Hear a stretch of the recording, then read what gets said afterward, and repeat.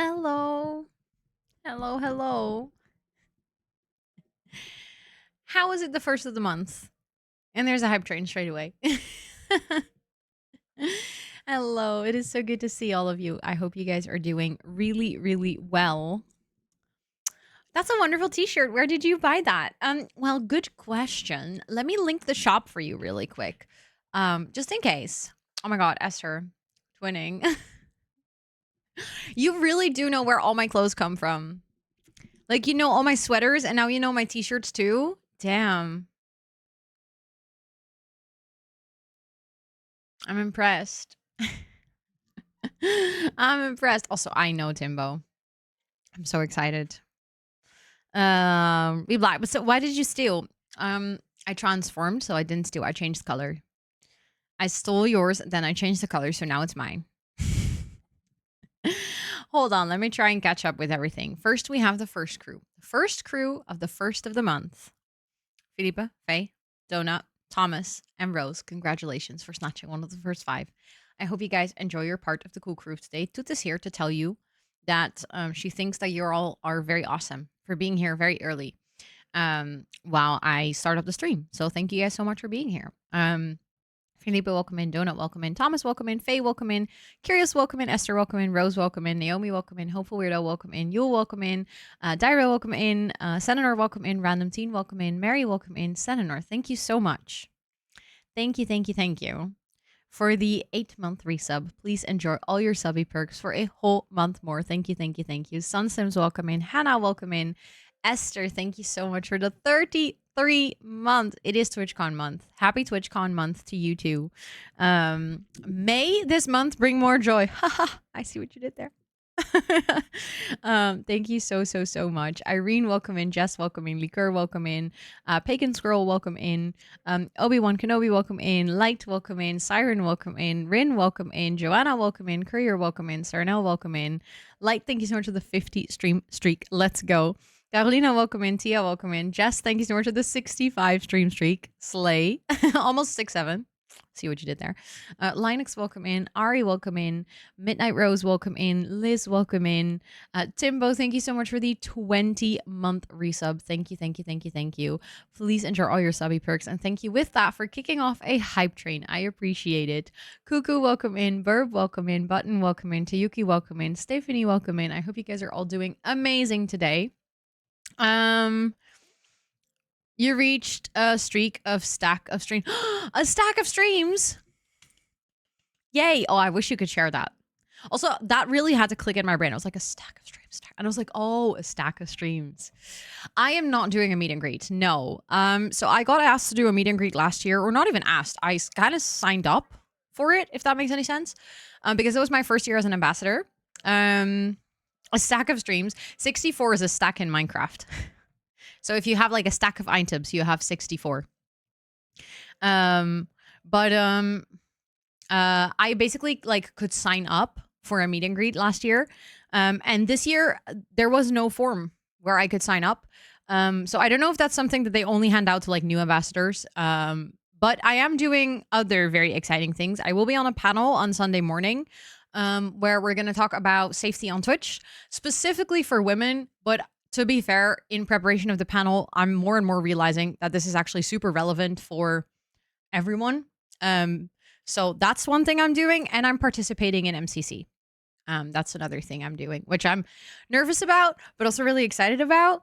And I will be live streaming it. There's a potential that I have to live stream in Dutch because I don't know my teams yet, but I got asked initially to participate on the Dutch team. And if we're playing with Dutchies only, we're probably going to talk Dutch. But then I'm going to figure out a way to have subtitles that translate to English if you're watching and you don't speak Dutch.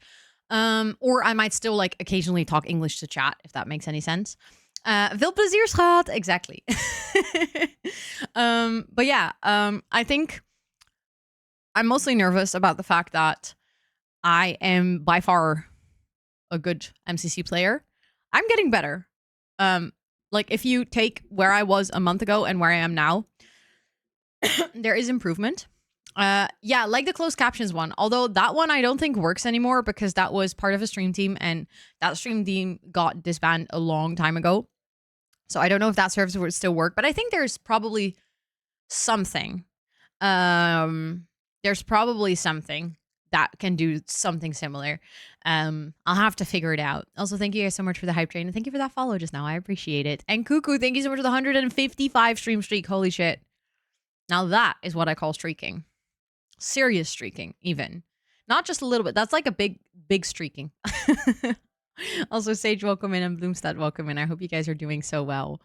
You can practice your Dutch. Exactly. You're doing that thing again of reading my thoughts. I was researching safety on Twitch. No way. Well, we are talking about seeing if we can stream that panel. However, I cannot make any promises. I won't stream it myself because I don't want to bring any additional streaming equipment to TwitchCon on the day that I'm participating in MCC, because I have that panel on Sunday morning and then MCC is in the in the afternoon. And I'm bringing my own keyboard and my own mouse and my own headset, simply because I don't know. I prefer using my own stuff. I'm just that person. So yeah. I know a person from QSMP wanted to have captions, but a lot is on paywall. Yeah, so it kind of would depend how expensive it is. Like, I wouldn't mind if it's like, if you can do a monthly subscription and it's like a one-time purchase for a month, or it's like $10 or something, I would be down to pay for it to make the stream more accessible. Like, that's fine. Hey, you want to bring my stuff? Yeah, no, I'm gonna have to carry that around all day. I'm already gonna have to fit that like in a really small bag because they don't allow large bags, so I have to like fit that in it. So I'm also, I switched keyboards temporarily. I'm using this keyboard again because this is the keyboard I'm bringing to TwitchCon. So this is the keyboard that I'm training MCC on. So I'm like actually training with my setup exactly as I'm gonna bring it, because I don't know, I'm one of those people, like, I very much noticed this when I was doing the stream at DreamHack. Like, the moment I had to use another keyboard, I was like, I don't know how anything works anymore. All of a sudden, things are just in a different place, and I can't deal. Spoofs, this random kid called Amber. Who is that? And Anook, I know there's gonna be so many people. I'm so excited. And yeah, I am organizing a community meetup though. I don't have any specific details just yet because I'm kind of trying to wait on some final details from other people's schedules and things like trying to fall in place. But my guesstimation for now is that I want to do it on the Saturday. And I think I want to do it at like 3:45, which sounds like a very oddly specific time. But the drag showcase starts at 4:30. And I know that people that have tickets to TwitchCon are likely to want to go to the drag showcase because it's like one of the biggest shows of the entire event. And I just know it's really great vibes. And I would love to go myself as well. But that drag showcase starts at 4:30 and then lasts all the way to the end of the con. And after the end of the con, I have a dinner. So we would have to do it before that. So I was thinking 3:45, because then people that are doing, I don't know, like coming to Rotterdam, but are also touristing and are not really going to the event, can also still like join towards the end of the day. And then we do like a community meetup for half an hour. And then people that still want to hang out can hang out after. People that want to go to dinner can go to dinner together. People that have been in Rotterdam the entire day can then also, if they want to like go home, still go home on time. I figured that would be a good time slot to do. But there's like a couple of small things that I'm waiting on from other people and like schedule wise to confirm if that actually works out. But that's my plan for now. And then we'll just do it like right outside of the con. Last year I was initially thinking the park.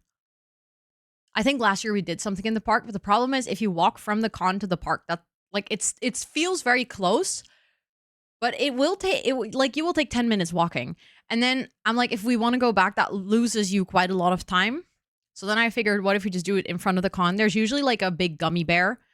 Yeah, last year we ended up at the gummy bear. So, and I think that was actually a nice spot because it was very easy to see each other, and to like meet up. So I think that was easy. But then it's more like if people are already chilling, usually people are chilling in the park. But then for our actual meetup, I think the gummy bears also, it was really fun to take the photo at. How generous. I appreciate that, Thomas. Thank you.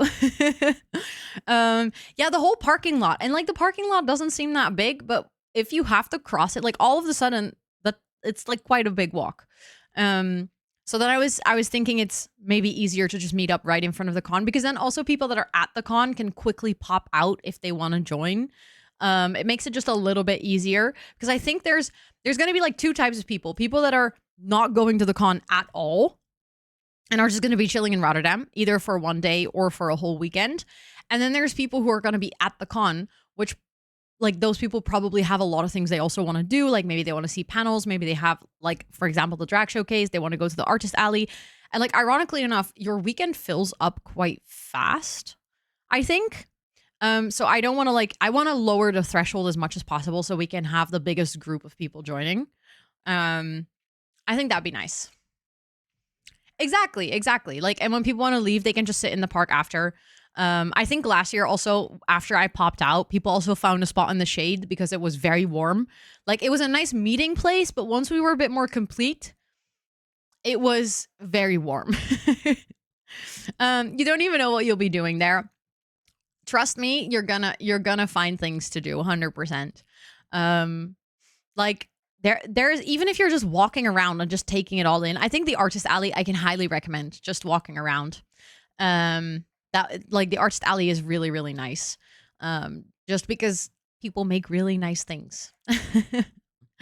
I'll be fine walking to the park. I know you might be. I won't. It was really warm last year. Like, actually bloody hot. Also, Wicked, welcome in. And Mama Sims Kit Kat, welcome in as well. Thank you so much for the streaks, both of you. 7 stream streak and 160 stream streak. Damn. Also, welcome in. I hope you guys are doing so well. Molly, welcome in. Skyfeather, welcome in. Wicked, welcome in.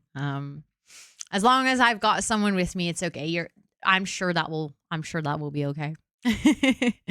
Today is also very hot. I know. The weather is so nice.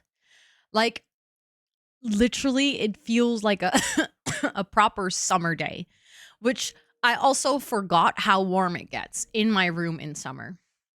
It is so warm in my room. I'm like in a t-shirt and I'm sweating. It's just but I like it. Like, I like it, and then also I wish that today was the rainy day, and then tomorrow it would have been this nice weather. But instead, today, when I was very busy, I had to work and stuff. It's nice weather, and then tomorrow it's gonna rain. I have the whole weekend off, and it's gonna rain the entire weekend. I'm feeling good about it, Midnight. I'm feeling I mean, my cough is clearly still there. But I'm feeling good about it. Also, like, it sounds weird to say that I'm happy that it's over, but I started stream today and I realized, I was like, okay, I don't have 5 million things that I need to keep track of, right? Like, in a fundraiser month, while I absolutely love doing it, it's one of those small things that requires a lot of your energy throughout the entire month. Is every single stream is like, okay, my go live notification needs to include a whole bunch of additional information. I need to make sure that all my links are ready. I need to make sure that this message is pinned. I need to make sure that this timer is running. So there's like all these things that you need to do.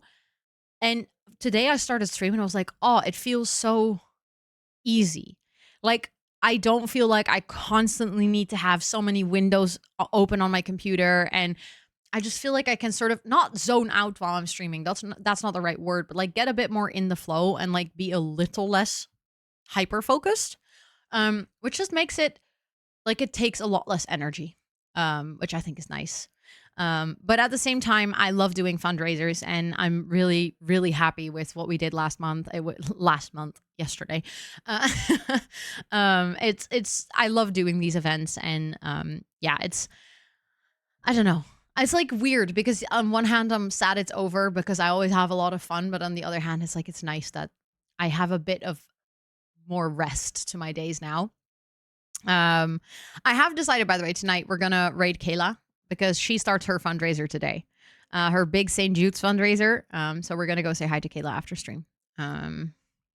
Don't need to work this weekend for once because you put yourself at not available and all of a sudden the weather is bad. Yeah. I do hope though that it's gonna be, you know how sometimes when it's like specifically in autumn, when they say it's gonna rain, it's actually raining the entire day. It's like gray and it's like ugh. But I feel like in spring, very often when they say it's gonna rain, it tends to be a little bit more like localized within a time frame of the day. So then it's like, oh, like around lunch it's gonna rain for an hour, but the rest of the day is like actually fine. Because the temperatures are still gonna be nice. It's not gonna be cold. Already planning on popping over later. Yeah. I feel like it's also perfect because she starts right as I end my stream.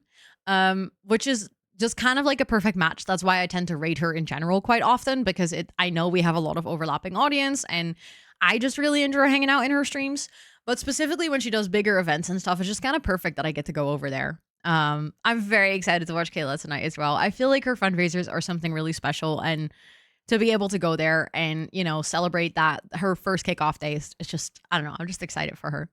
Um exactly. I rate into the start of the stream. Also, hi Mim Bim, welcome in. It's good to see you. Oh, yes. Thank you, Esther. That's a good PSA. If you donated to the fundraiser, don't forget to fill out your form. And if you have donated more, don't forget to update your form. Make sure that you fill out your information completely. I am not going to chase people this time around. Last time I did, and it was bad for my mental health. Let's just say that. Not because people aren't lovely. People are absolutely wonderful. It's just, it takes a lot of time and energy out of you to trace people for their address and stuff like that. So if you did not complete the form, if not all your information is in there, you are just not eligible to win in the giveaways. And I know that sounds really harsh, but that's really just to protect my own time. Because it did literally take months. Like I finished all the giveaways and everything in February, even though like end of February, even though the fundraiser was in November. I can't do that again. So yeah, please, if you want to be eligible for the giveaways, just like fill in the entire form. And also, if you don't feel comfortable sharing that information, that's also fine. You can still submit a game and a song and stuff like that. There's still things you can put in the form. But then, unfortunately, I just cannot add you to the giveaways. But yeah. Yeah, exactly, Yul. But it's like, sometimes I feel really harsh saying stuff like that because sometimes maybe someone didn't do it on purpose. Maybe they forgot something, or I don't know. Or people are just like, oh, I won't win this giveaway anyways. That is actually what happened a lot last time, where people were like, oh, I just didn't expect to win, so I didn't fill in my address because I didn't want that information to be out there because I wasn't going to win anyways. And then they won and I had to chase them for their address, which of course, like they probably are just being secure with their private information, but I can promise you this form, like as soon as I've sent the winners to the brands, I delete the form. Like I do not keep this personal information. I don't use it for anything else than to share the address and the shipping info with the brands that are going to ship it to you. I do use it myself. I don't save it. So I feel like that's one of those things where I guess I understand where people are coming from, but at the same time, I also need to protect my own peace. You would never share your address that easily. No, you would never. Nor give permission to look it up. Which I actually didn't. And now I kind of regret. Exactly. It's also just for me. I'm the only person who can see the form. And it's a form that's locked behind my account. So it's like no one can see it. You can still look it up. I don't have the ticket anymore. Because I tend to also delete tickets that have private information in them, because I don't want it to accidentally, get public or anything. That is true, you. That is true. Bye, Felicia. Yeah. So I actually looked into it. Apparently, it was the Twitch EU servers that said bye, Felicia. So I wasn't the only person. I saw Nuts' message that Saranel also had that issue. And then I saw, I opened my Discord and literally every single Discord that has Twitch people in it was talking about it. The Loftia Ray Train Discord, the partner Discords, everyone was like, why did my stream crash? Also, hi Haley, welcome in. It's good to see you. Porp in Progress, welcome in. And Savannah, welcome in. I hope you guys are all doing amazing. No, you don't. You don't, Yule. No, if you just fill in the form from the fundraiser, Thomas, I'll know. Then I'll know.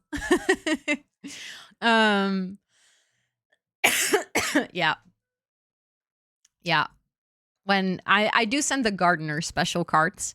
So if you ever make gardener and you feel comfortable sharing your address, I can actually send you a card. And Thomas was like, yes, you guys can look it up if you want. Was lurking in your stream and was too busy wondering what happened to you. Yep. No, but sorry, now, literally, it was so weird because I don't know if you've checked your VOD from that particular stream. If you go to your VOD, your stream is actually there. So my stream from last night, the last bit, just has me talking like, oh my God, I think did my stream go down? And then I see the chat messages and I just go quiet because I'm no longer, obviously I realize, oh, my stream is down. So I'm not talking into my mic anymore, but I'm just sitting there. You can see my confused face going like, I'm like some sort of keyboard warrior desperately trying to type in chat to communicate with you guys. So I'm just sat here like,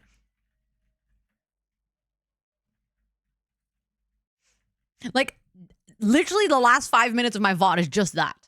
And then I do, luckily, have the smartness to go to my ending screen on the last little bit, like as we're raiding out, so that when we're we're raiding out and I'm like watching someone else's stream, I'm not just still sat here in the VOD like, oh, this is fun. This is like, I actually went to the end screen and then stopped my stream. But yeah, very weird.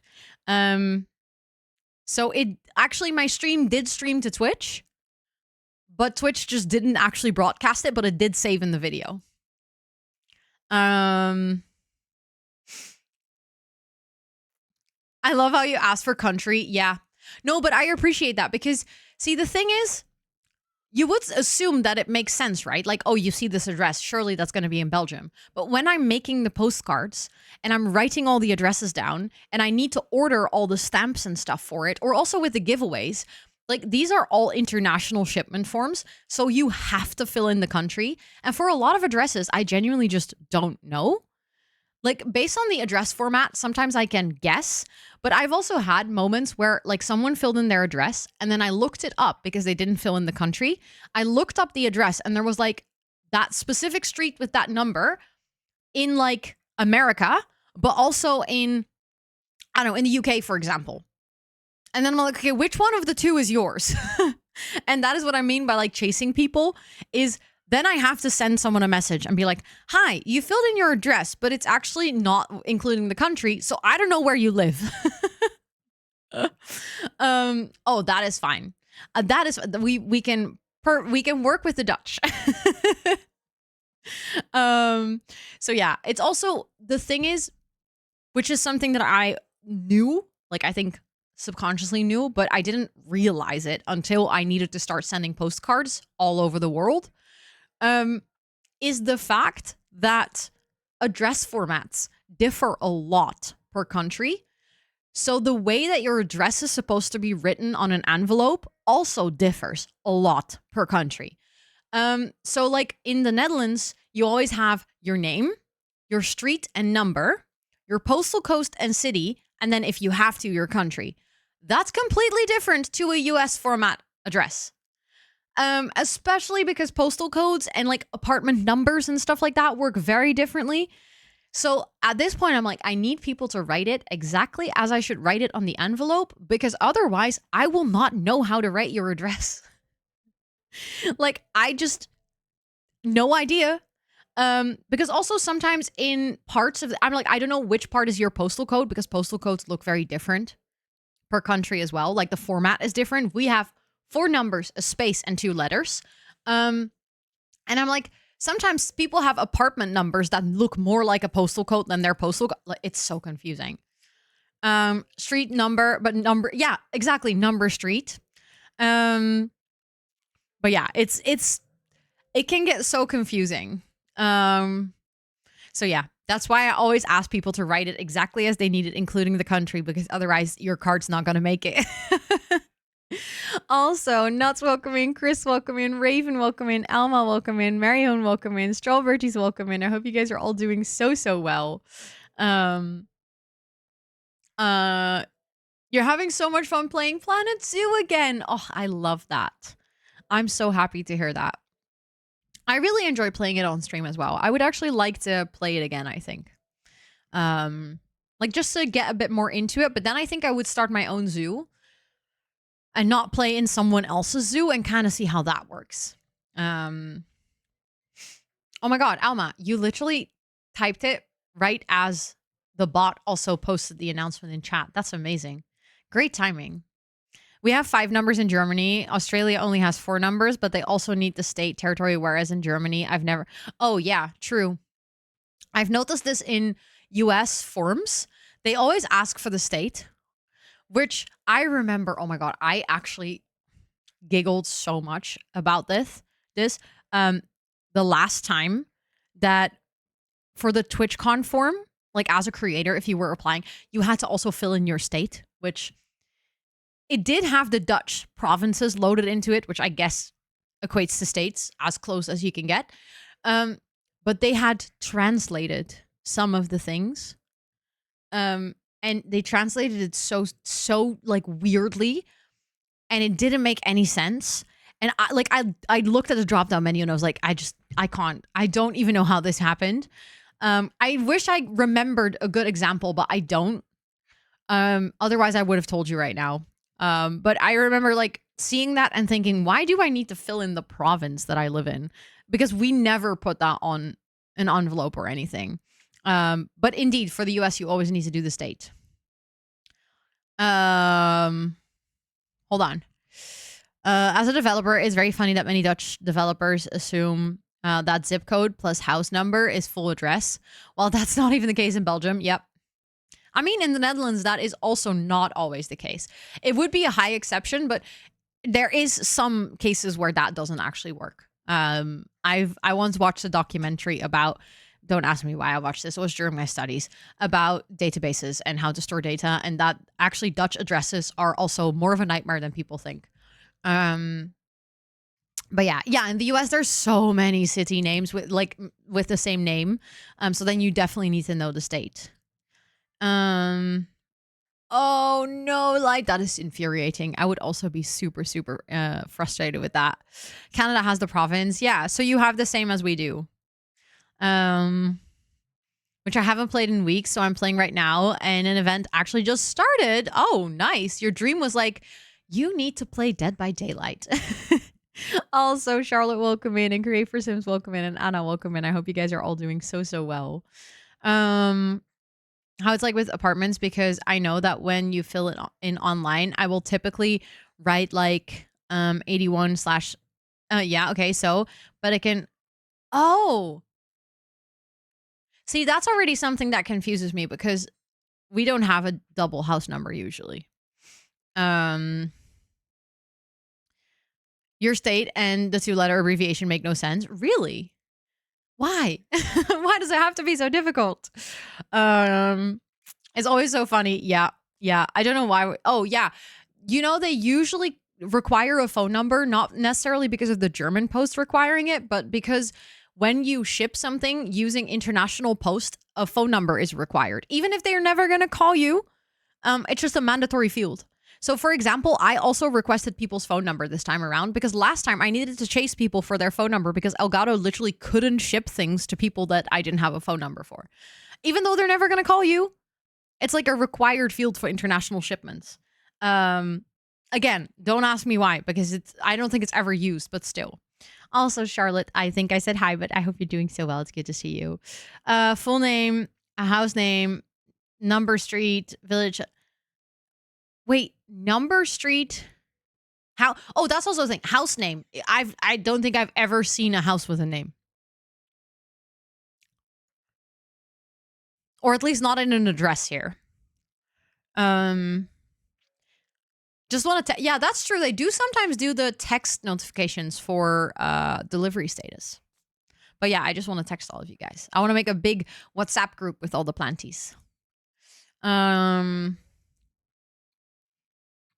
Even if it gets held by customs, they send you a letter.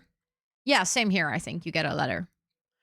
It does make sense that it's required, but a lot of countries never use it.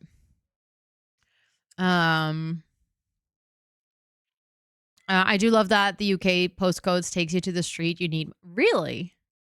That is nice. That'd be so overwhelming. Oh. I mean, we technically have a WhatsApp group. It's just in Discord. No. Same, Mule. Same. I would mute that too. I mean, all of my groups are muted. I have all my notifications muted actually. I cannot do. I'll look at it when I look at it because otherwise I go ham. On to editing your answer again. Thanks, Faye. I appreciate it. Only letters are valid. That sounds like a German rule. Yeah. They try to deliver your package when you're not home. Interesting. They call you for that. Here they just dump it somewhere and they're like, whatever, you got to figure that out yourself now. Thank you, Tris. Also, hi, it's good to see you. Also, the ads actually ran. How do you guys feel about playing some games? AKA Town and City. That's the game we're playing. Not multiple games. It's just Town and City. Also, did I show you guys? Look, I'm wearing my bracelet. Hold on, that's the other one, but look. The one that I bought at DreamHack. I finally asked Scott to help me put it on because I couldn't put it on myself. But I'm excited for it. That I get to wear it. That's so pretty, thank you. Also, I'm gonna... phone calls aren't legally binding unless recorded, and you have to consent to that. Fair enough. Fair enough. 1 month and it's already ingrained. Every single time I say, are you guys ready? You're just gonna hear giveaway. I think you guys can hear the game. Now I just need to make sure that you guys can also see the game. And then I need to double check that my recording is going. Hold on. And then we're gonna play, and I'm gonna give you guys a short recap of what we've done so far. Yep, the recording is going. Perfect. Yes, oh my goodness, of course. Enjoy family lunch. Did actually put the phone number in, Slay. Let's go. Amazon guy called your dad. It was pretty funny guy, so he could leave it. Aw, that's nice though that he called. Giveaway. Mine. It's so small we don't have street names, so our address used to just be our family name. That's wild. Kind of cool though. Yay, you love Town to City. Let's go. I'm excited to show you what I've done. So for anyone, if you like enjoy watching Town to City, the playthrough that we're doing here on Twitch, I have turned into YouTube videos, so you can basically go all the way back and watch it. We're on episode 10 right now. All the episodes, I think, are out at this point. So if you've watched everything on YouTube, you are exactly where we are in the playthrough right now. That's also why I wanted to play again, because I need new videos. I actually turned these streams into YouTube videos as well, because I enjoy sharing this game with other people. So hold on. I just realized this is my, no. This is the wrong one. Load game. I loaded into my private playthrough, which I'm actually quite far ahead in. I'm further ahead in my own private playthrough than in the campaign we're doing here. This is the one that we're playing. Hello? I don't want to save the game. Can I just not, like, save the game? This was confusing. I think I might have opened the wrong save just now.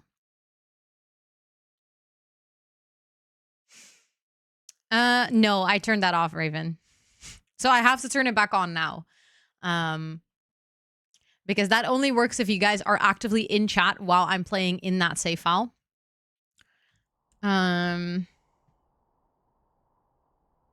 This is our main tab. It always does this. And then it turns out it's not actually that bad. It looks very bad, but it's not actually that bad. But first we're going to go to this. This is not the right one. Hold on. What is going on? Exit to menu. Quit without saving. I just want to go back because I keep opening the wrong save and this is confusing. Load game. Campaign. We only have campaigns. Well, the thing is, it keeps adding all the auto saves and that really confuses me. This is my own campaign. This is the campaign I just tried to open. I don't know why it didn't open. That is actually really nice, Hannah. That is amazing. That it was the same in English. Nice. Yeah, the autosaves make the menu a little bit confused. Like, it's nice to have the autosave, but I wish that if you save manually, it would kind of like remove the previous autosave. Okay, so this is the right town. This is correct. I was confused because this is also called Sunset Valley, which is what we called our own town. I just want to show you the farm town first because I think there's actually a couple of farms that we don't have that I actually need to go back to our main city. But I do want to go back to the main city today because I want to see if we can get our next class there. The reason I don't have the next class is because you actually need your farms and you need an export center. And that's the thing we don't have yet. Where you can basically get the resources from your farms to move to your other city. And for example, in the other city, you can get the next class actually needs a perfumery. And then you need the roses from the farm town to go to your other city. The reason I know this is because in my own playthrough, that's where I am right now. Let's go live! Yay! That sounds really nice. Okay, I just always in the beginning it's a little laggy, but this is our wonderful town of Fontebrock. The last time we played, we actually started adding quite a large expansion on this side of the city. As you can see, we have quite some people here, and I think we do also have to focus on the happiness a little bit, although people are quite happy here. Like, it's not bad at all, but some people are just not that happy. Thank you for the follow. I appreciate it. Welcome in. The curved layout is so nice. Thank you. That kind of started here because around this lake, I made bee farms. So we have like all the bee farms that belong to this specific farm that just go around the lake. And then we have the houses kind of curved around it. And from there, I just kind of continued to do that on this side of the city. And it turned out really nicely. Like it kind of worked out. We also connected our road over here. This is also where we got the bridge update. And obviously we had to use it. So this is the final thing we built. We built a nice theme park, like a nice fair for the people to go here. We also have a bistro here. So yeah, we were working on this town quite a lot. This is the area where we have a lot of the farms. So we have the rose farm down here. I just realized we need some workers back here. There we go. We have a cotton farm over here. We have a... What are you selling again? What can I do? Edit farm and then see. Oh, you have grapes for wine. This is corn, I think. Then we have the wheat farm over here. And then as you can see, I've already started laying out some paths. We do have wool as well. So over here we have a sheep farm. And over here we have a farm that doesn't have any farmland yet. And as you can see, we also have like a bunch of little squares everywhere. We have a church and stuff like that. So yeah, this is oh my god, this cough. I'm so piss annoyed with this cough at this point. But it's been only 2 weeks, so you cannot call the doctor yet. My doctor is really stubborn with that. If I call before that, they'll just say, have you waited 3 weeks? And I'm like, no. I do need to turn on the Twitch thingy again. So I'm going to quickly authorize it. And then make sure that you can see the names again. Because I had turned that off because I was taking screenshots earlier as well. There we go. And now you guys are back in the city. Oh, damn. Since early October. Why would they do that? Because most coughs are actually just like getting a cold.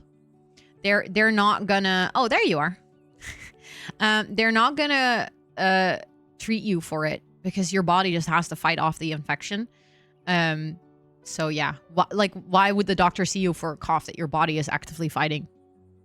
What can they do? Like, if it lasts longer than 3 weeks, then it can be an infection that your body isn't properly fighting and you need antibiotics or something. But before that time, you just need to give your body a chance to fight it itself.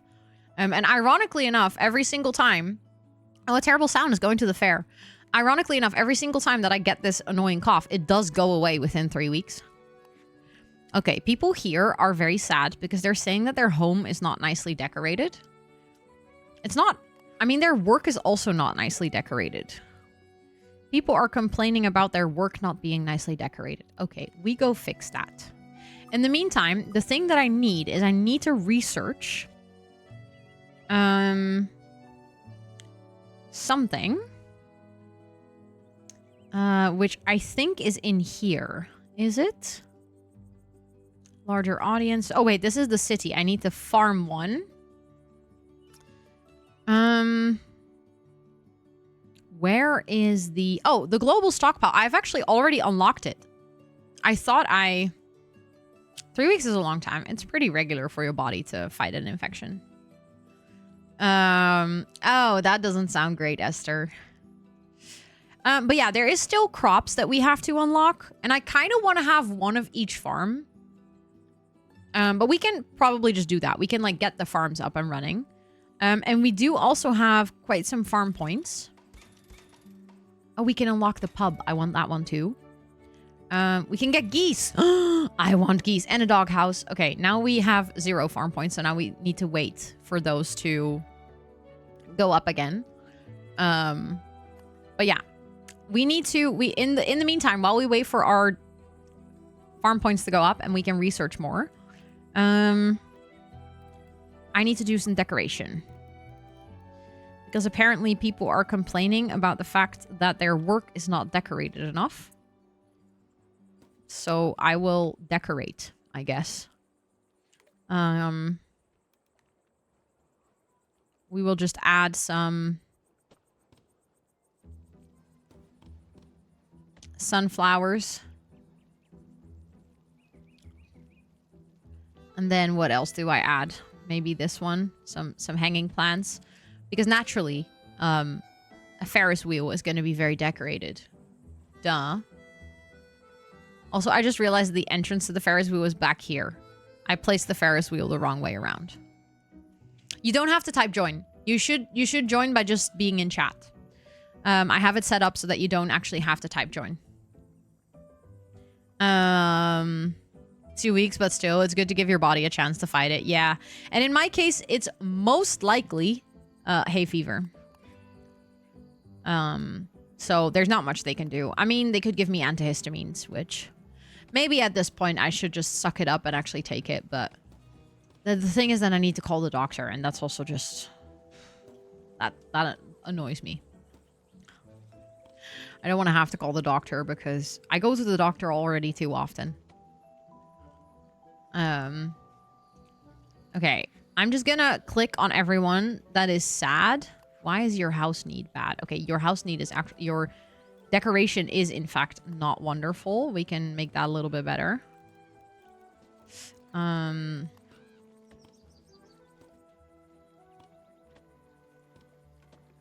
do feel like my game is really... The frame rate is not great. It's really glitchy today.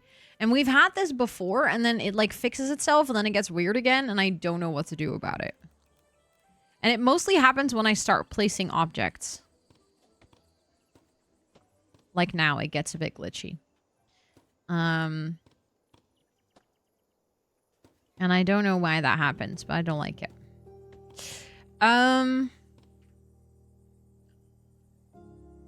You just sleep. You're just like, okay, good night.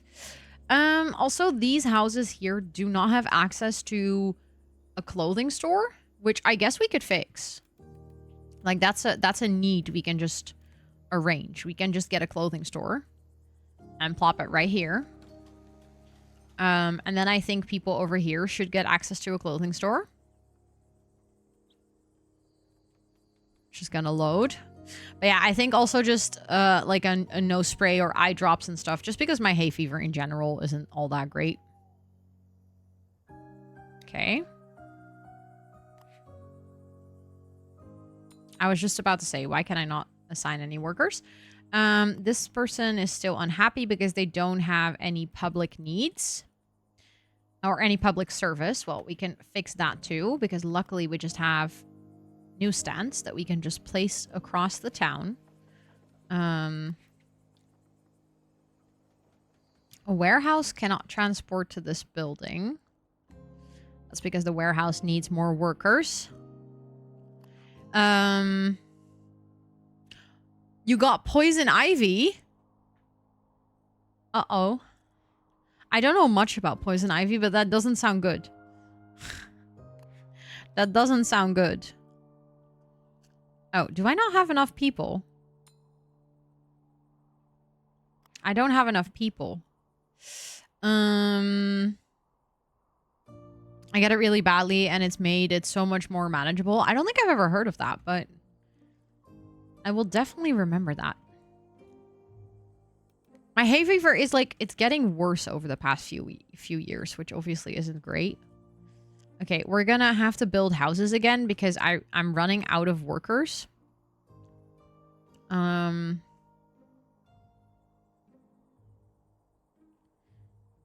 Where do I live? Right here.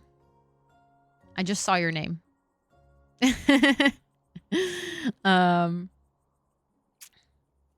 Also, hi, Shy Fox. Welcome in. You don't have to type join. You just automatically join by typing in chat or just saying hi.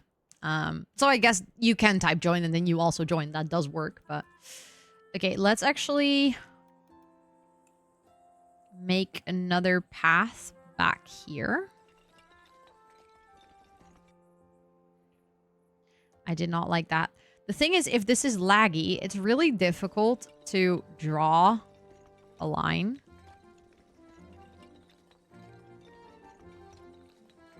I'm just realizing I'm also drawing the wrong path. I thought I just clicked on dirt, but I guess I didn't. Because we are doing dirt paths and then we're upgrading them. Which I wish, genuinely, there was a way to do the pathing and then, like, change what it looks like when you upgrade it. Because I don't like that if you go for dirt, which is, like, a very specific look that you're going for. I don't like how it still changes the look of the town. Or the roads when you upgrade them.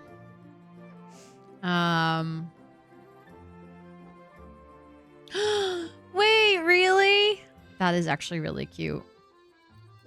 That is really cute, Mimbim. Okay, let's actually get some more townfolk residencies over here. So that we can move in some people. Ooh, there we go. Everyone here is unhappy. Why? They don't have enough for their needs. Well, I'm trying to fix that now, am I not? Let's actually upgrade those houses straight away. Technically I could make them 3-floor houses, but I think then people might start complaining. Maybe I can do the occasional one. There we go. So that we actually have, like, even more capacity. Let's actually add some decoration.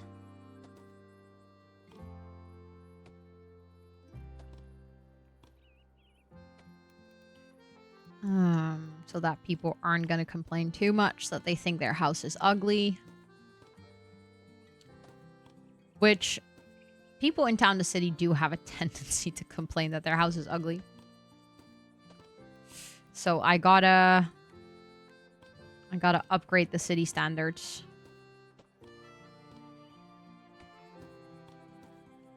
Gotta make sure that everything looks neat and cozy. Okay, honestly, the lag is low-key driving me crazy. I don't know why it's this bad right now. I'm really quickly gonna check my computer resources and why it is so bad.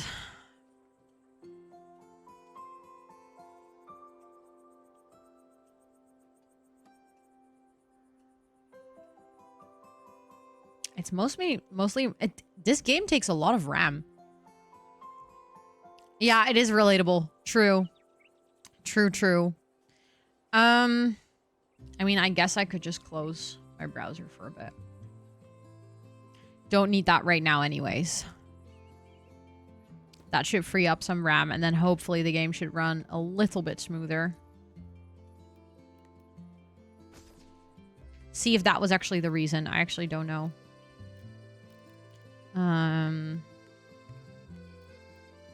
Let's see. Do we have... Let's go for some medium trees in between these houses.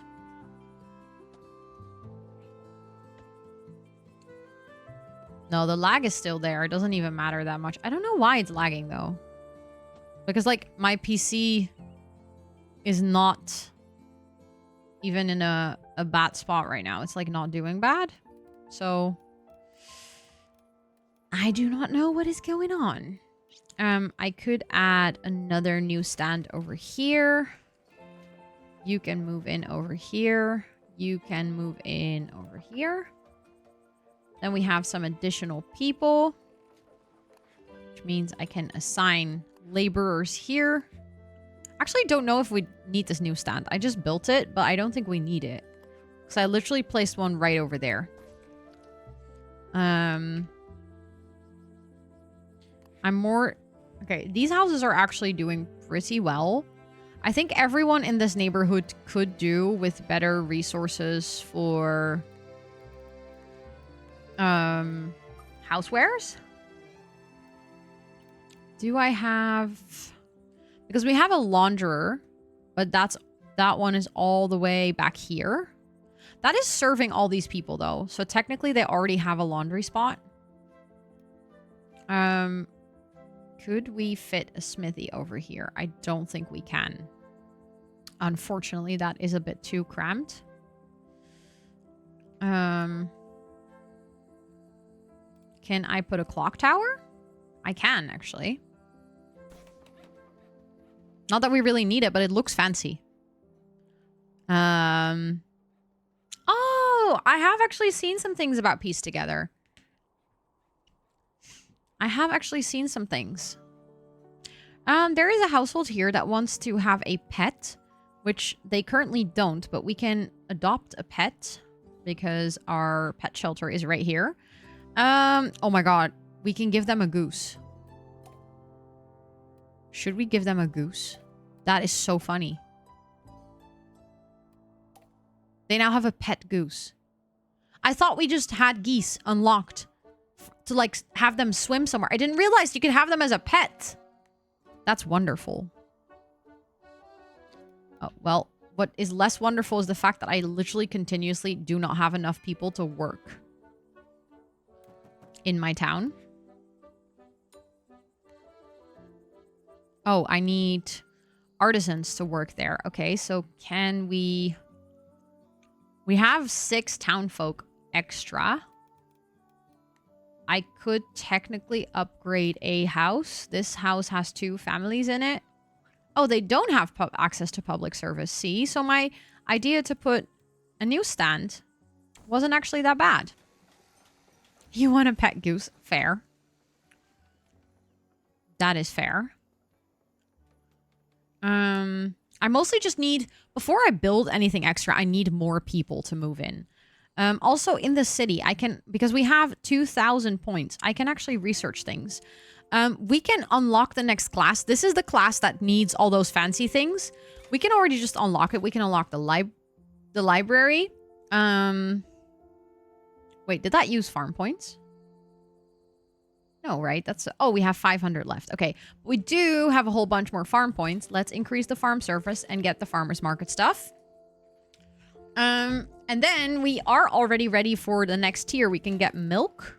And then we actually need to wait. I'm just going to try to max everything out in this menu so we can add as many things. And we can get global farming, which means that we can technically get farms in the other city as well. Which I like. I think that'd be really cute. And the flower automation, I don't know what it is, but that looks stunning. You want a panther? That is so fair. That's a really cool animal.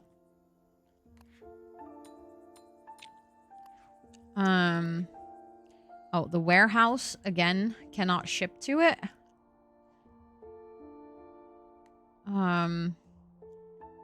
At this point, I'm thinking we might need an additional warehouse in this side of town. Because the further we go out, the bigger this problem is going to be. So I think I might just have to place one. I'm just going to try to figure out where.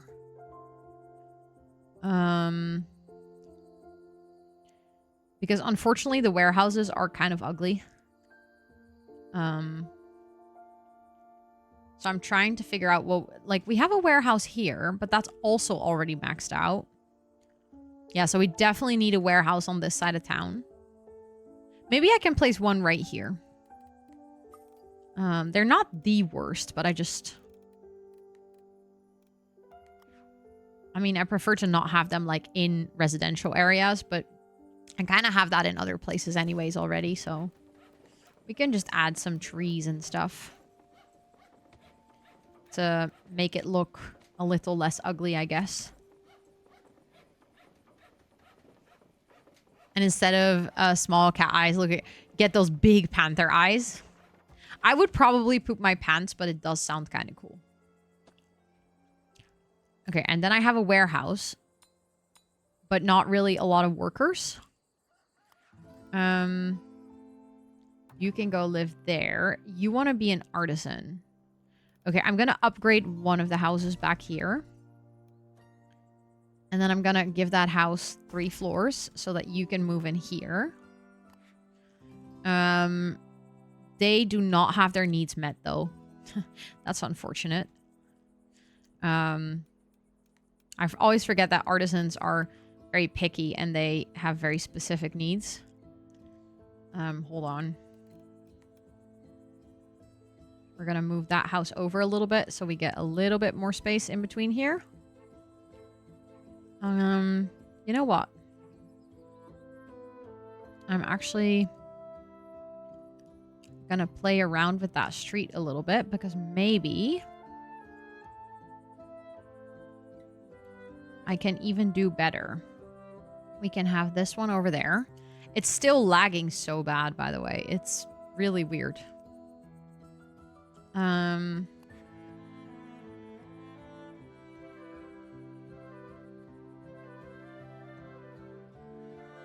I will get that one over there. Can put that tree here.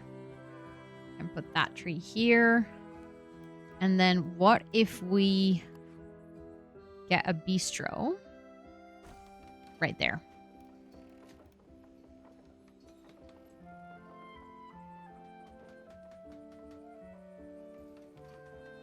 I think that's kind of nice. I mean, I'm definitely going to need people to work there. This people wants to live close to beehives. I think every single person who lives here already has special wishes. Oh no, this family does not have any special wishes. You can move over here. And then you guys can move over here. Oh my god, everything needs workers. The bistro also needs workers. Hold on. I don't want to assign artisans to the bistro. Because artisans got to work over here. Now I don't have any workers again. These people want to be farmers. To be fair, I kind of want to... I already have a farmer couple back here that doesn't have any, like, active farms just yet. But we're unlocking a lot of crops. So I think I might actually get this farm, their active farm now. I don't think we have tomatoes yet. So let's start adding that to this particular farm back here. So we know how much space they need around their farm. So that we can put the next farm next to it. Oh, tomatoes actually need a lot of space. My goodness.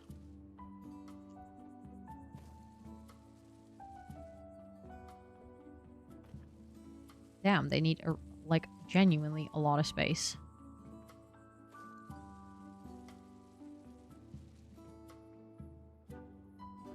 Okay, that's it. That's it. We got all the tomatoes. I do think we can put one more farmhouse back here.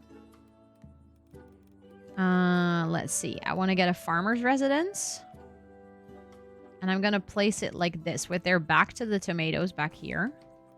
And then we're going to draw a road to this house. This is a good cozy game. Oh my god, listen, Tofu, this is my favorite game of 2025. Maybe even of 2026. It is genuinely ridiculously good.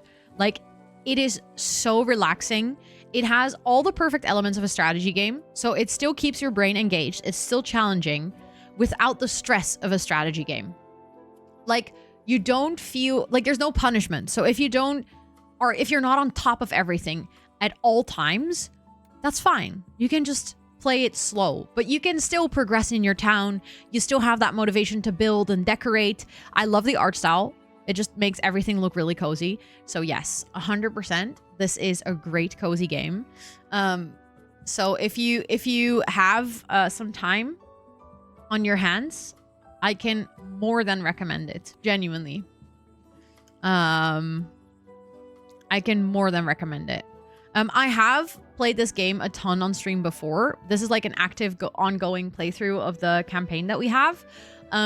I have made this into YouTube videos, so if you want to see what the early game is like, because we are currently playing in our farm town, which is like quite far in advance. If you want to see that, I do have all those episodes on my YouTube as well. But yeah, it is genuinely such a nice game. Let's do potatoes next to the tomatoes. I feel like that feels realistic. And let's hope that we can actually fit all of that back here. That we will have enough space for a fully operational farm.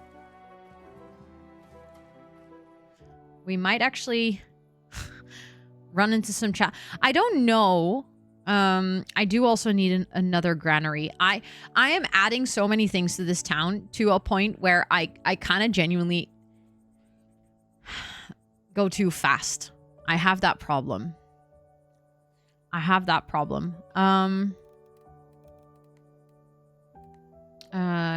Always lose that building. I need a granary. And then the question is, where am I gonna place this?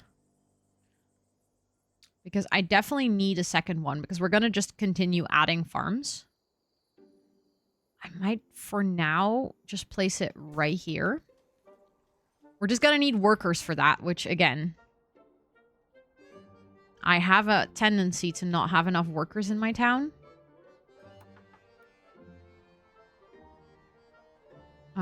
And then when I add workers, the workers get needs, so then I place more buildings. Okay, that warehouse is now fully staffed. That is now fully staffed. The bistro is now fully staffed, and now I ran out of people again. There are people over here, though, that are idle right now because I built a second warehouse. Hi, Abu. Hello? Why do you keep closing? Okay, there we go. Because that gives me workers back, which is great, because then we can man this entire bistro.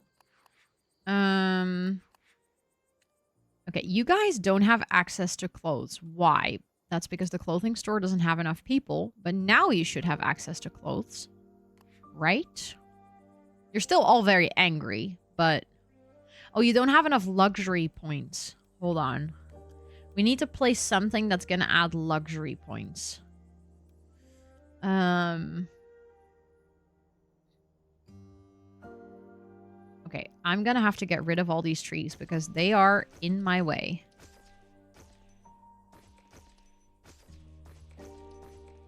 And then I will place them back strategically once we have our buildings. But right now, what I need is another path. That goes back here. And then goes around. And then connects back here. And then we're going to immediately upgrade that road because that helps a ton in transportation. And then we're going to get lights because I actually just realized. See, that's the thing. With every step you take in this game, there's like 5 other steps that you shouldn't forget. Like when you place houses, technically you should just decorate them straight away. Because otherwise, you're going to forget. Your allergies are... Yeah, same, Abu. It's been really crazy today. I feel like the dry weather is really coming to bite us in our ass, isn't it? Hold on, because this tree should move out of the way. Then we add our lampposts so that our streets are nicely lit. Okay, I definitely placed a little bit too many lampposts here. Let's remove some and space them out a little bit better. Because that was looking like a crazy person went ham with the light. Okay, that's a bit better. And then we need something that gives them luxury points. Which I guess we could add... Wait, what is that? Carpenter, a smithy. Smithy is a smaller building, so maybe I'll add that one.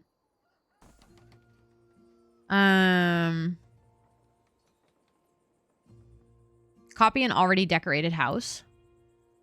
I could do that, but then they all start looking the same. Yes, it's going to rain this weekend. Thank God. I'm sad about it because I love the sun, but also we desperately need it. Okay, so I now have some additional people, which means I can add people to the granary.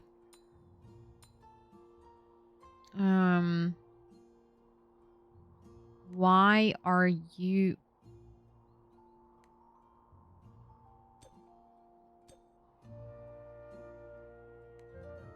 Why can you not transport there?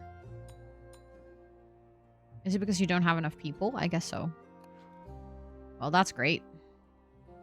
Because now I've added buildings here and I still don't have enough people to work there.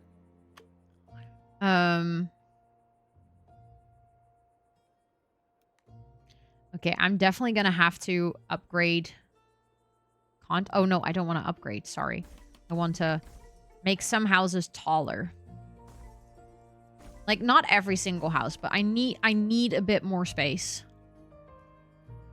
Oh, that one is... Oh, those are already upgraded. Okay. I've had this thought before where I was like, oh, I can upgrade the occasional house. Okay, that does give us a lot more space, though. So that's good.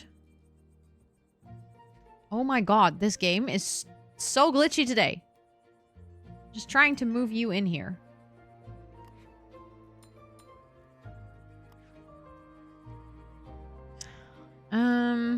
And then we have yet another desired farmer.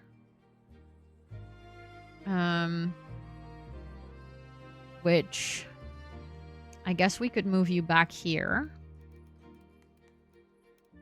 And then you just have the granary next to your farm, but I guess that's not a bad thing. Then we need our tool. It is always wild to me how fast the time goes when I'm playing this game. Like, I'm so locked in. Ooh, no. I wanted this farmer to move in here. Then I have a bunch of people. Oh. The people in this neighborhood are not happy.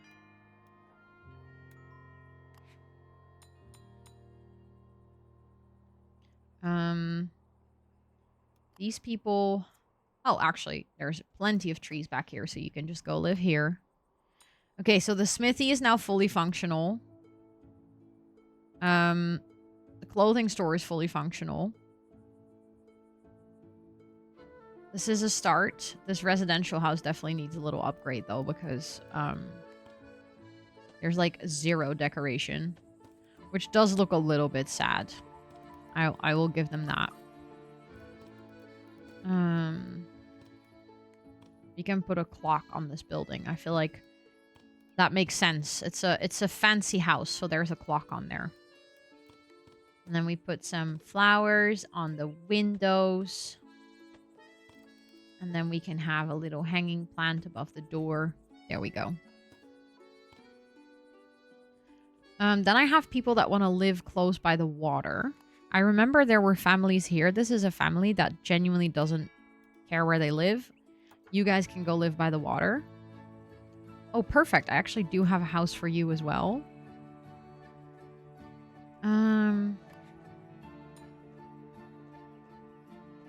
Now I have some more people that can work here. And I ran out of workers yet again.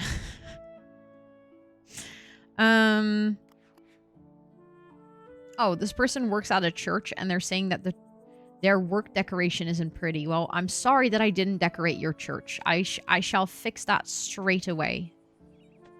Let me make sure to give your church a little flare up. Because obviously you're absolutely right. Your church does deserve some flowers on the windows.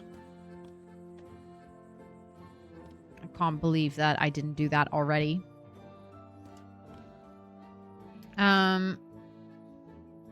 Then this specific farm, we're gonna also add... I know, the churches are so pretty. I love them. Like, I don't know why they need decoration because they already look so good. Okay, so we have wheat, we have grapes, we have tomatoes, we have roses, we have cotton, we have potatoes, we have wool. I don't think we have lettuce just yet. So this is going to become a lettuce farmer.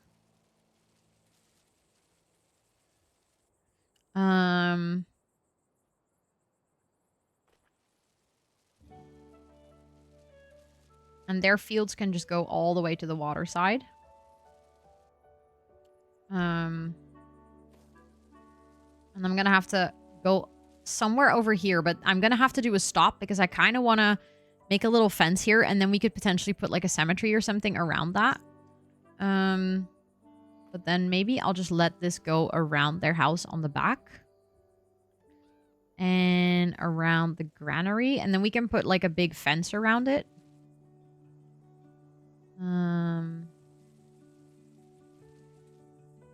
Okay, that's literally almost full. Okay, we got it.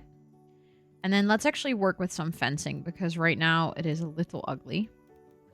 I might put the light fence around it. I know that's technically from the fair, but I think if we have a farm that has that, it actually looks really cute.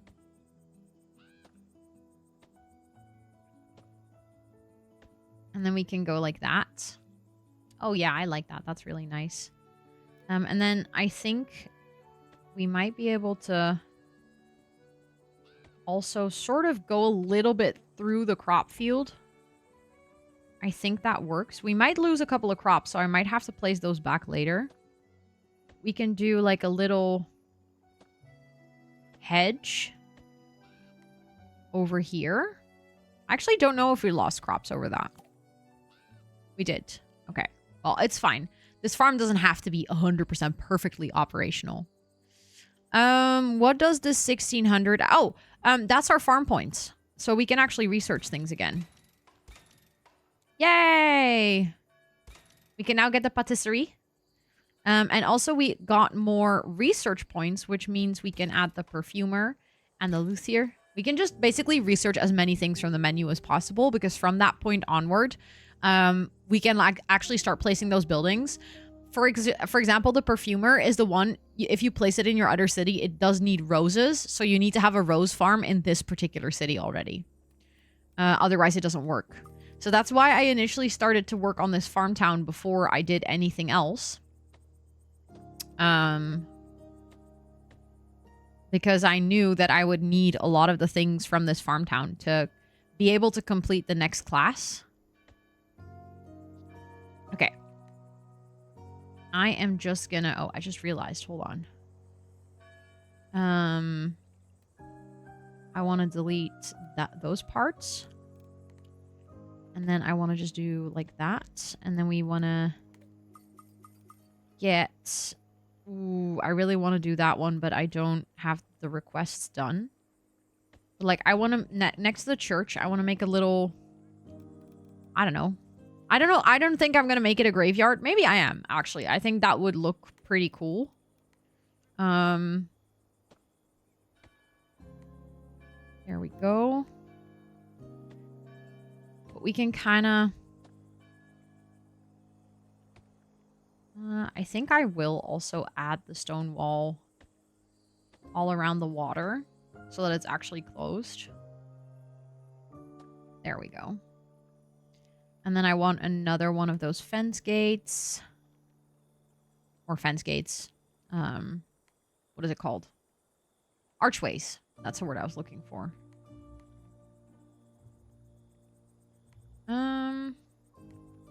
And then I don't know what I'm going to add there yet. But at least now it feels like that church has its own little space. That like it feels like it belongs or something. Hi, Jess. Oh. Nee, die ga ik zo tijdens mijn pauze eten. I still got Snickers ice cream.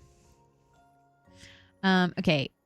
I don't have any workers, but I can add new people to the town. We have some space here. We have some space here. There is actually... Hold on. Oh, there's a granary here that's literally only working for that specific farm. See, that's the one thing I don't understand in this game. We didn't have enough granaries to run all the farms back here.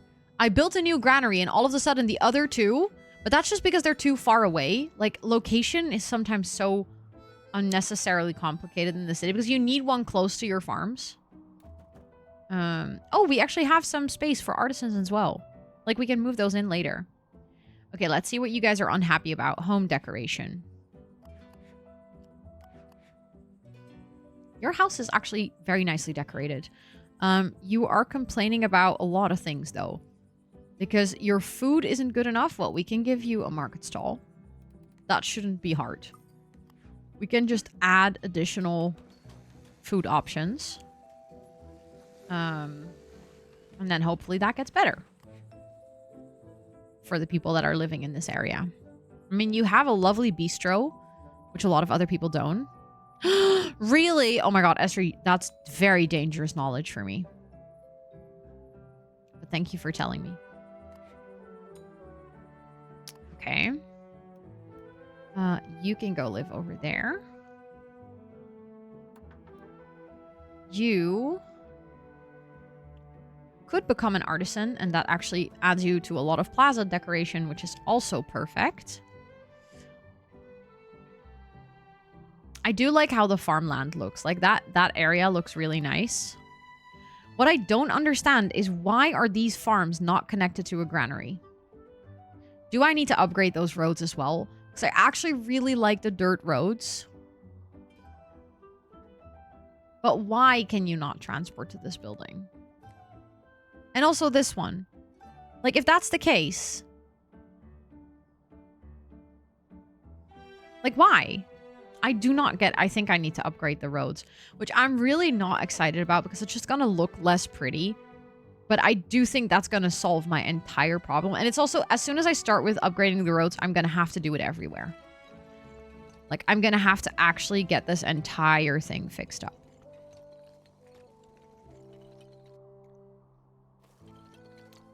Yeah, but the thing is, I have overhead on my Oh, I didn't mean to upgrade that. No, no, no. I have overhead on my granaries, and they're, like, not linking to those buildings.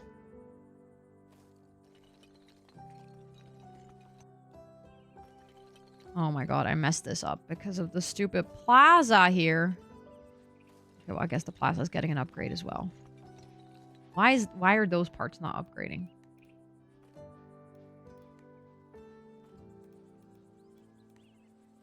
There we go. I mean, the plaza kind of looks nicely if it's upgraded anyway, so that's fine. I can try to relink them, but the thing is, I have found personally that relinking is really, really unnecessarily complicated. As in, it glitches out very often for me. Like, I link them and they just snap back. Oh god, there's more plazas here that I'm running into that problem with. I should be more careful. Also, I am not kidding. The game is so glitchy. I think this is the worst I've had it in a long time. Like, I don't know how much of you guys see this, or like how bad it is for you guys, but the FPS on the game, as soon as I use the decoration tools, are actually horrendous. Like, I think if I have like 10 FPS, it's good.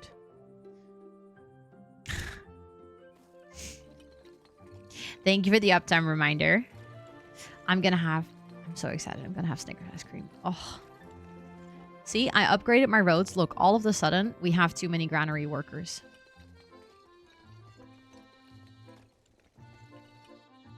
It's actually ridiculous how much of a difference this makes.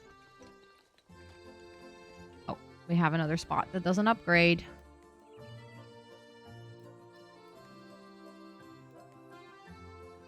There we go.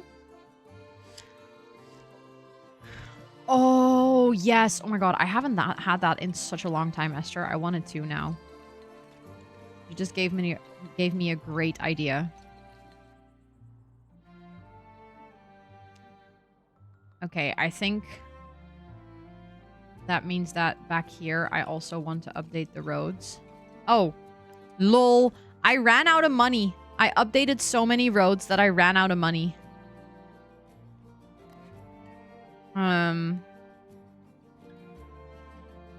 It still says it cannot transport. I am genuinely so confused. Why?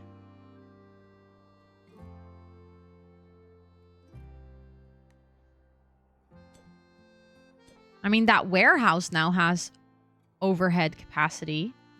But a lot of things all of a sudden have too little workers. Because I updated the road.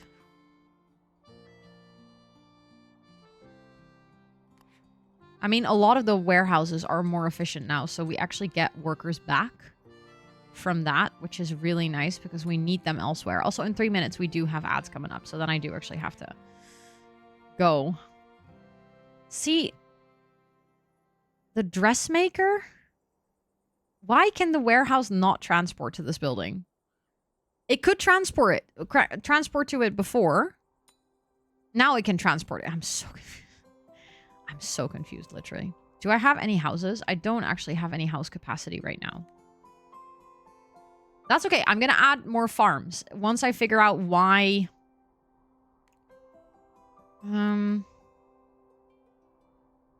Connections. Okay, I can add those two to it.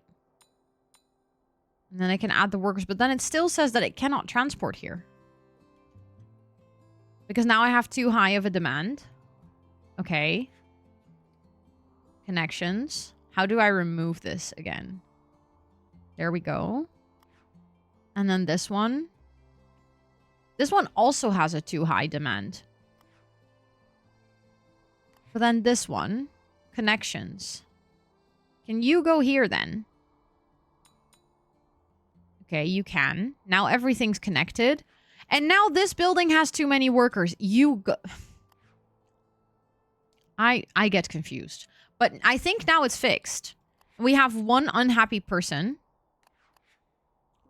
Okay, your house is also nicely decorated. You were... Well, okay, it's maybe a little bit poorly decorated. Your needs are fine, though. You guys are all complaining about your home decoration. Okay, I'll work a little bit on your home decoration in this specific neighborhood after the break, because I do feel like that's the one big thing. Especially if I'm going to add some more houses back here, we are going to have to make sure that that neighborhood's nice. I also think that these people that want to move in, I might actually turn them into farmers, because there's a couple of farms that we don't have yet. Let's see. We have unlocked everything. And I think we need a hops farm, a milk farm, so a cow farm, a pumpkin farm, a lavender farm, and a medicinal herb farm. So we still need 5 more farmers, and then we actually have a farm of each type available. Although I think the farms that we have back here are very small, and the farms that we unlocked back here are way bigger, so we might have to build some additional farms. But I think we can actually do that. I think if we focus on some farmland, and then just the occasional houses, we can actually unlock everything. So yeah, we are nicely on schedule. I've actually built a lot of farms just now, and I'm pretty happy with that. We've also just made a lot more money. So while we... right before the break time, I am very quickly... oh god. Wow! You guys don't like the new roads, do you? Very quickly gonna upgrade this.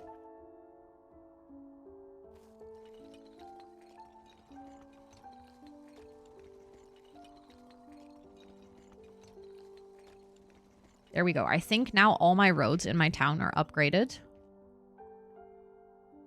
I love how I upgrade the roads and somehow that little stall back there needs additional staff.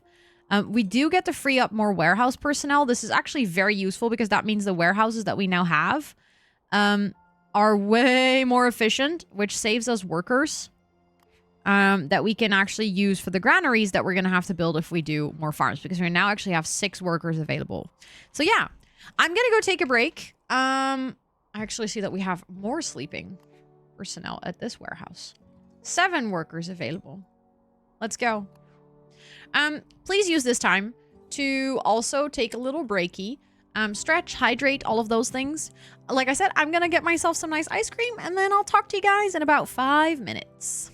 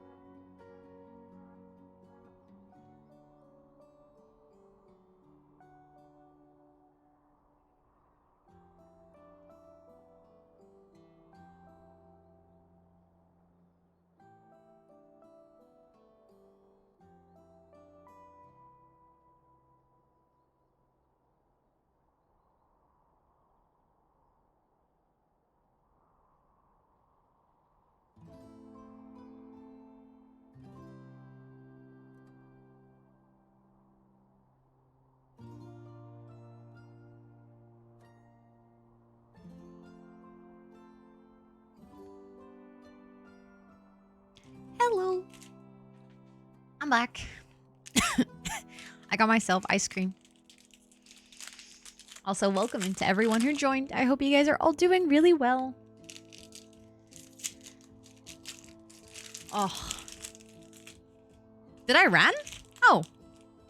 Didn't feel like it. I went to the bathroom and I grabbed my ice cream. And I said hi to Scott, who was sitting in the sun. And gave him a kiss. Then I walked back upstairs and I sat down. And I started eating my ice cream. Mm-hmm. I can recommend the ice cream. 3 minutes felt so quick. That's fair. And does go quite fast. I do agree. Oh, the person who came up with the idea to put a Snickers in the freezer. Brilliant person.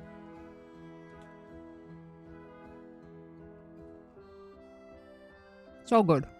I can imagine Twix ice cream also being very nice. Oh, Micah, let's go. Whoa, you're fast. Damn. I'm going to try to play a little bit over the weekend. Just to make a little bit extra progress. So we can hopefully finish it next week. Agree. The Mars ones?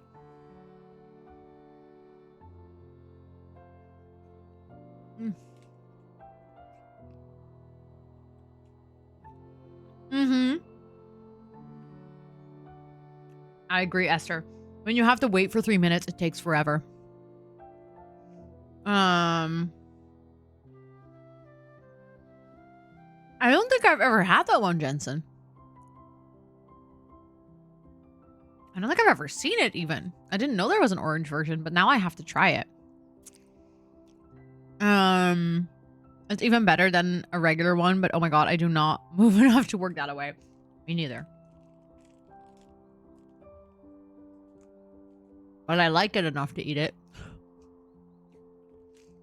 Street vendor is fun. I agree. A good job. I like it. What were you before? With white chocolate. I really wish that I liked white chocolate. Like, genuinely, really wished I liked white chocolate. I don't. It's like too heavy. I don't know how else to explain it. I don't know. It's just too much. Like, I like a tiny bite. And then I'm like, okay, that's enough. And I already have that a little bit with milk chocolate as well. And then I used to really not like dark chocolate, but I've been like growing to love dark chocolate more and more. I do feel like white chocolate can be really nice if it's like, you know, those like little snippets on a dessert or something. Then I do like it because it just adds like an additional sweetness to something. But again, that's like very little white chocolate. Then I think I like it, but I feel like a Magnum is like right on the edge of having too much white chocolate. But I can see that being good still. My favorite is the Magnum almond. I love it so much, but I'm technically allergic to almonds, so I can't really have it. I still have it. Just like apples. I'm allergic to apples, but I still eat apples. Is that smart? Probably not, but I just love it.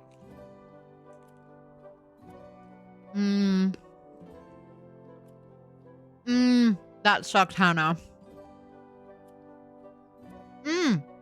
Good idea, Liv. There's mice cream eye craft. What? Sure. Mice cream eye craft.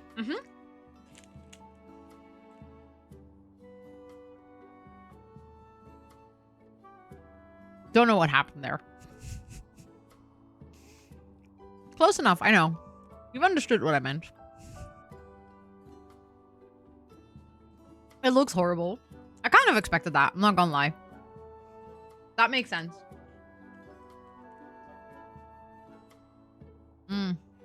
It's so good. So happy.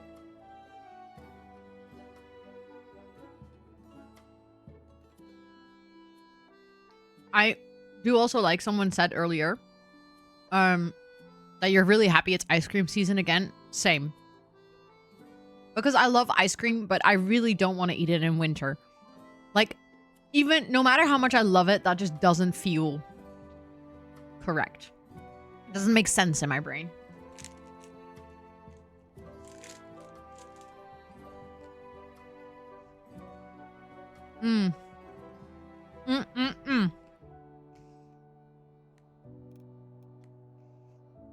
Okay. We are gonna continue. All day, any day? Really? And is it a double liquor? Why do I feel like there's a pun in this? To be fair, it is potentially the most bisexual ice cream you can get, if you think about it. But no, it's not my favorite ice cream. I actually don't like it that much. My favorite ice cream is the one that Esther talked about earlier. The one, the lemon ice cream with the licorice stick in it. Look. Exactly. That's my favorite. I like that one so much. Okay, so this is where our border is. To feel better, and now you eat it whenever. Smart, honestly.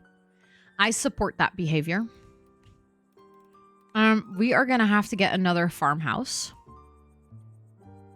And I might add this farmhouse like all the way to the edge as far as I can place it.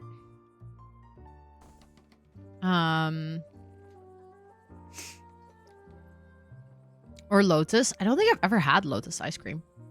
Well, that sounds nice. Oh, that is true. That is true. Ice cream these days... I'm going to sound like the biggest boomer on planet Earth, but I remember in my day... and that genuinely sounds like a joke, but it isn't. Ice cream was so much more affordable. Like, it's... Honestly... There's, like, some ice creams that used to be really cheap, and are even those are, like, expensive at this point. Okay, we're gonna edit this farm. Let's do lavender. Or let's see, cows. No, they all have the same ginormous footprint. Oh, this is pretty, though. Look at that. Look at how good that looks. Especially because the lavender is, like, close to the roses.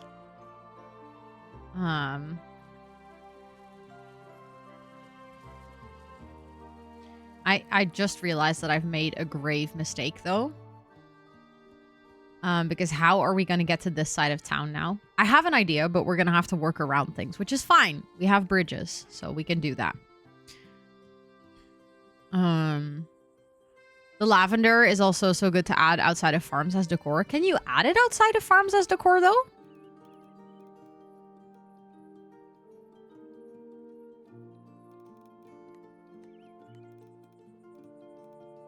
I don't see it. Oh, yeah, exactly, Hannah. Yeah. When we complain about price, that is true. That is true. We don't sound old anymore. I'm afraid you're absolutely right in that. As concerning as that is, you are absolutely right in that.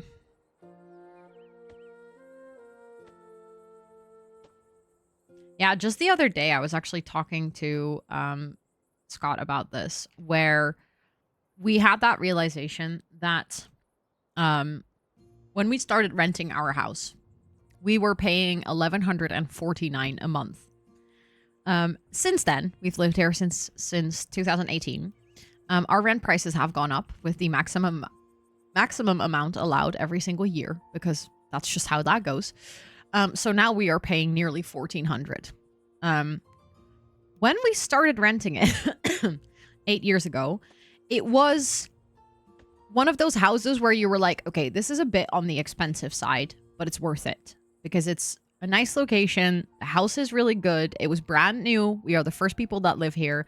So like we both said, you know what, this is going to be worth it.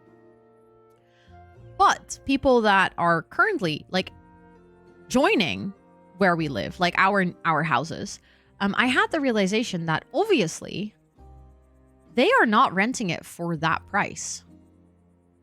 They didn't start at $11.49 because, you know, people moved out, and every single time people move out, the landlord is allowed to increase it even more. I don't exactly know what these houses go for now, but I wouldn't be surprised if like some of our neighbors are paying like 16, 17, maybe even 1,800 for the same house. But they are not moving into a new house. They are moving into a house where people have already lived for 8 years. And I was like, holy shit. Imagine thinking that you've got a great deal on a house, because these days, the house that we live in for like $1,800 a month would be a good deal. And just that moment of realization, I was like, oh, damn. Oh, damn. That's actually low-key crazy. Okay, I have a plan. Oops, I accidentally took a screenshot. I didn't mean to do that.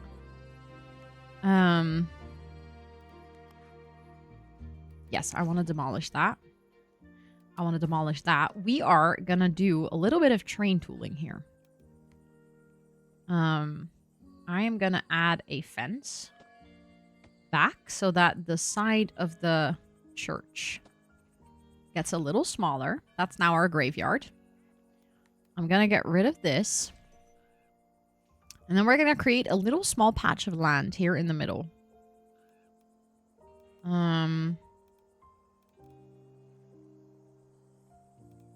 Hold on. There we go. Just like a small little island. I just smothered a duck under my island. I really didn't mean to do that.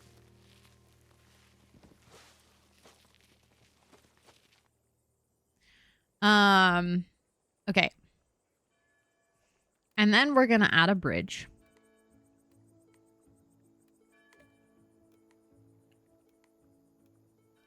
I'm gonna need a longer bridge.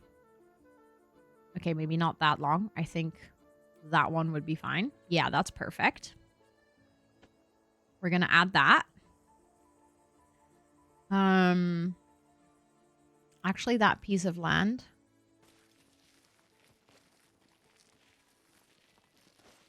I want to have it like feel somewhat natural.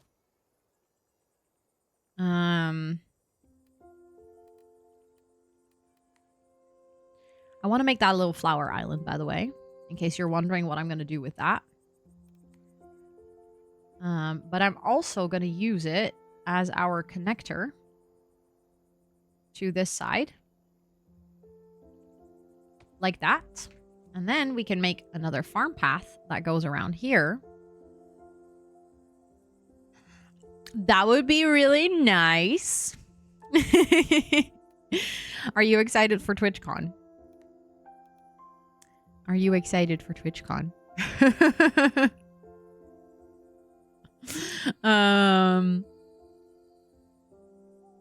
You're already like, should I keep playing? I mean, if you're having a good time. So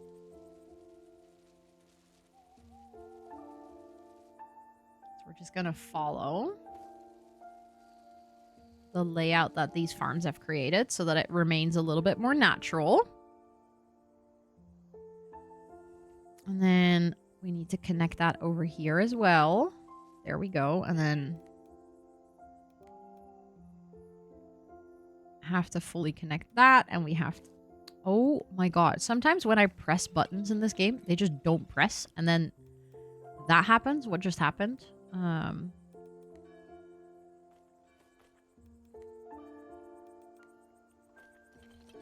Okay. We're going to immediately upgrade this road as well because otherwise I don't think this is going to work. Because I want to add like more farms and stuff back here. Yes! Community will love seeing me in a month. That's exactly what I say every morning when I wake up. You think I joke, but like every morning I go like, yes! Go get him, tiger. And that's how I remain... confident. I don't actually, just so you know. It would be really funny though if I did. Okay. I want to get decoration. I want to get flowers. And then I want to randomize those.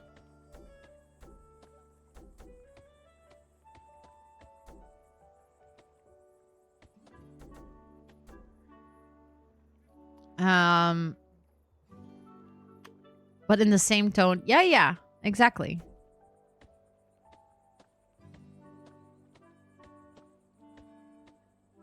Exactly. That's how I talk to myself.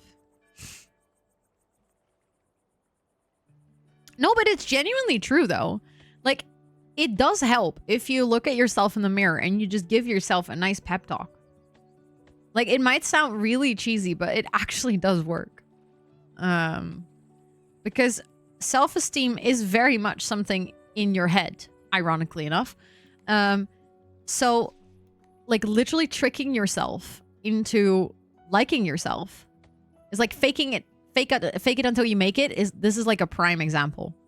And it does really work. That's why people do all those, like, affirmations and stuff. Yeah, athletes do it all the time. Exactly. Oh yeah, that's Esther. I mean, I love you for it though. Please don't never change.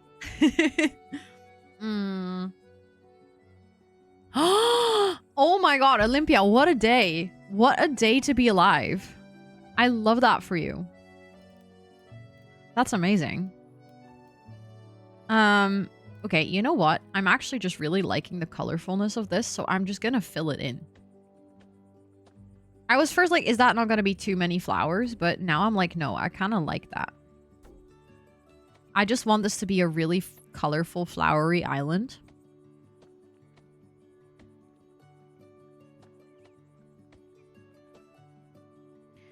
And then it's like one of those nice flower fields that you can walk through to get to the other farms.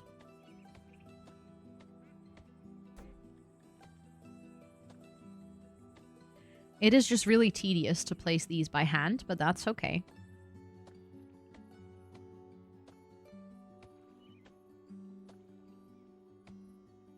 I wish I could just, like, drag and hold.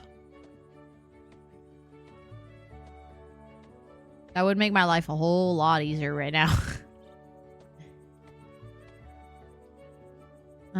Or you know what? I can also do what I'm doing now, like the 3 rows. And then I can actually place a tree and maybe some nice benches. Or like a little place to read. I think that might even be cuter than what if I fill it entirely in. Like, we can make it a little spot to go sit.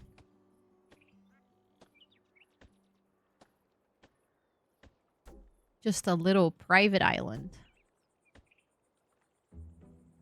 A nice picnic place. Yeah, exactly. Something like that. I don't think I have... Like, I have a picnic table, but I don't know if I have, like, any really good picnic decor. I do have some more farm decor that I can use for things.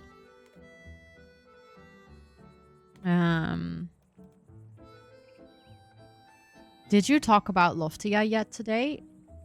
No. Did I miss something about Loftia? We can add a tree with a swing.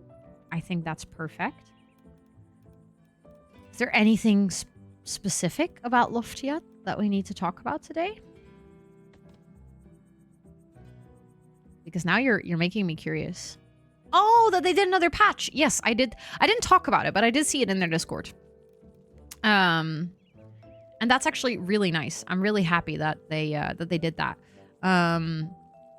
Because the list of things that they fixed in the patch, or at least they tried to fix in the patch, is actually quite long. And that means that they've worked really, really hard on getting everything together. And I love that.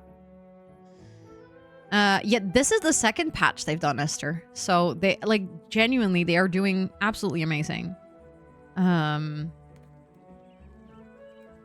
Like, this is such a lovely closed beta experience. I am looking for that one, the picnic table. So I want to add the picnic table in the little pergola. And then I want to add these stone benches. Like right here. And then we definitely need some light here as well. First thought was The Sims could never. I mean, that is true. I cannot argue with that statement. I mean, I also know why. There is actually a very logical explanation to it, which has very little to do with the desire of The Sims to be good and very much to do with the fact that they are a corporate. Which, ironically enough, I don't know how it happens, but the bigger you get, the slower you get is so incredibly true for companies, and it's low-key very annoying sometimes. But yeah, even if The Sims really wanted to, unfortunately they're part of such a big corporate that everything needs to go through so many loopholes, which doesn't improve the quality for anyone. But still, that's how they work. And that's every single big corporate that I've ever seen, which is almost ironic that it happens that way. I think from here, it would be really nice if, like, this becomes a road that goes outward. I don't exactly know. I mean, that looks really strange right now. Hold on, I have an idea.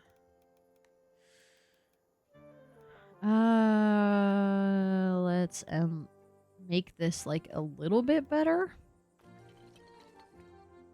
Okay, that doesn't actually make it that much better. Hold on.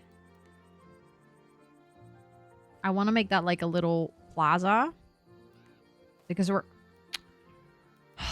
we're gonna need food stalls and stuff as well. So having a little plaza here is actually very useful. Yes. I mean, that is also what a closed beta is for. So I'm like, I love it, but I'm also not that surprised because that is kind of why you do a closed beta. So while it is really good that they're listening, that's like not to tear them down. That is also kind of the bare expected minimum. Bare expected minimum. What happened there in my brain? Like if you get so many people involved in your playtest, you kind of do want to do that. We talked a lot about ice cream. A lot, actually. Okay, so next farms. We actually do have people that want to move in. So let's get a farmhouse. And I do like it if they go off of the main road a little bit. So let's go there. And let's go there.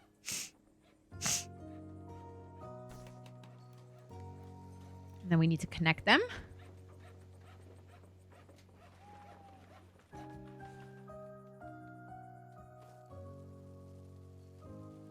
There we go.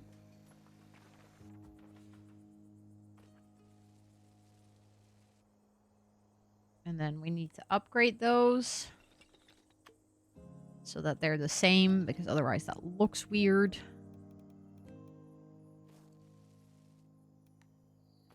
There we go.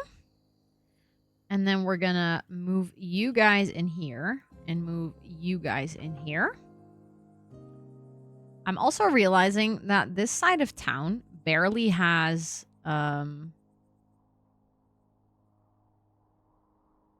any lights. Like here I've placed a lot of street lights, but here I haven't. I'm also realizing that the granary cannot reach those farms again. That one is working within demand. That one is that one grabbed those two, and that's why it's struggling. Okay. So then this one, we can add that one.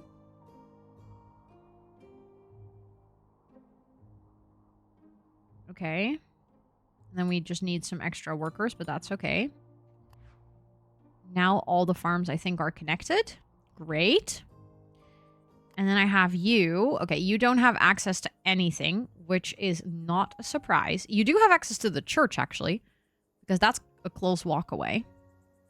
But I'm not surprised that you don't have access to anything. That's why I made our little market square here, so that I could add some stands, which are literally specifically for you guys. We only have one worker left, though. So I'll be able to add you to this one. So you now actually, we only need one. For these 2 farmhouses, we just need one. They are... No, I didn't mean to demolish the farm. They're actually fine. We just need other things as well. But again, we don't have workers, so I should probably... Oh god, that warehouse now also needs workers. Okay. I should probably move people in, but I do not have any spaces. Wait, I have more farming points. Let's get that one. Oh, I don't have enough happiness to get the flower automation. That sucks. I can research a bunch of other buildings again, so my researchers are busy. I think we can cut your brain some slack since you are around 15 hours-ish of streaming in the past 6 days, excluding the work you did Wednesday. Yeah, true. And also, I recorded today. So that counts too. Why are these people still unhappy? What is up with your work decoration? Oh, you work over here. Yeah, that is not decorated. You are correct for complaining about that. Okay, I think I'm gonna have to upgrade some houses back here again.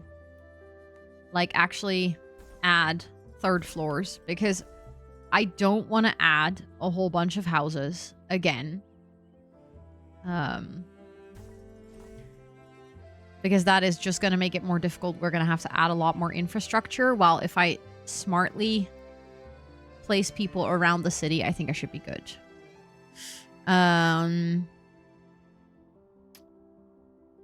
Okay. So now you still need all the other things. You need clothes. I am realizing that my brilliant idea is starting to become more difficult. Because this side of town now obviously has all kinds of needs as well. Which I think I can fulfill, but that is going to require a lot more effort than I anticipated initially.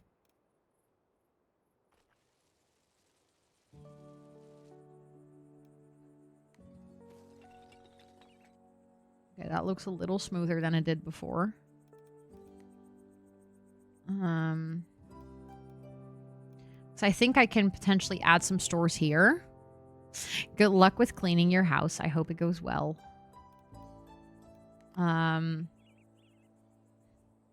Like, they would be a little bit in the way of where the farmlands can go, but then the farmlands can just go around the shops. Happy Friday and happy May 1st to you as well, Ruby. We can have a clothing store here. We need entertainment. We can add the ball throw. Like, ideally, I would place this, actually. Hold on. I guess I could just have the market stall like this for now.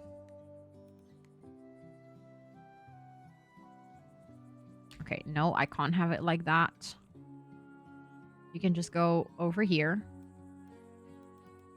Because this is going to be really future-proof if we add this in here. That will actually help us a lot with if we're going to later build a lot more houses. Or not even houses, but... like, every single farm we'll be able to add to this side of the island can rely on the resources back here, I think. Which is nice. Then I think now we can actually move this back. I'm doing good today. I'm doing really good. I actually had a lovely day. I had a good workout this morning. Went for breakfast with my bestie. Then did like all of my admin work, but it was chill. Like I just sat here at my desk, relaxing. And I'm very excited because I have a basically empty weekend. I'm gonna go shopping with Scott because he wants to go to Uniqlo. And I'm gonna help him shop a little bit. And I'm gonna finish my book because I have literally 20 pages left, and I'm gonna start my next book. I will probably play some Minecraft. I might actually do some recording for the 100 days challenge, but that's just because I want to play that specific save really badly. Matthias, thank you so much for the 31 months. Thank you, thank you, thank you. Please enjoy all of your savvy perks. It is so good to see you. I hope you're doing really well. I hope you're doing really, really well. Okay, they also need housewares. These farmers are awfully demanding, to be fair. But if we can add the launderer somewhere here. I mean, the launderer is actually ginormous, so that is low-key kind of annoying. But that would cover so many needs for a really long time. You're doing good. Let's go.